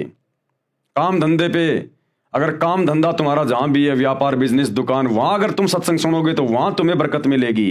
घर में सत्संग सुनोगे, तुम्हारे घर में जो है वो बरकत मिलेगी। कोई बीमार है वो स्वस्थ होना शुरू हो जाएगा। घर में लड़ाई झगड़ा है, धीरे धीरे ठीक होना शुरू हो जाएगा।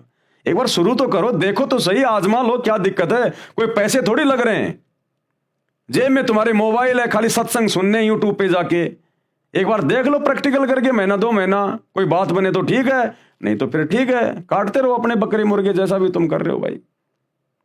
तो हमारी तो इतनी सी अरदास है, इतनी सी विनती है। तो आज के वीडियो में केवल इतना ही। कल रात्रि 8 बजे सभी भाई बहन फिर से लाइव जुड़िए। तब तक ये कबीर परमात्मा सतगुरु रामपाल जी भगवान हम सबको आज्ञा दें, इजाजत दें, आशीर्वाद दें। बंदी छोड़ अल्लाह कबीर सतगुरु रामपाल जी भगवान की जय हो।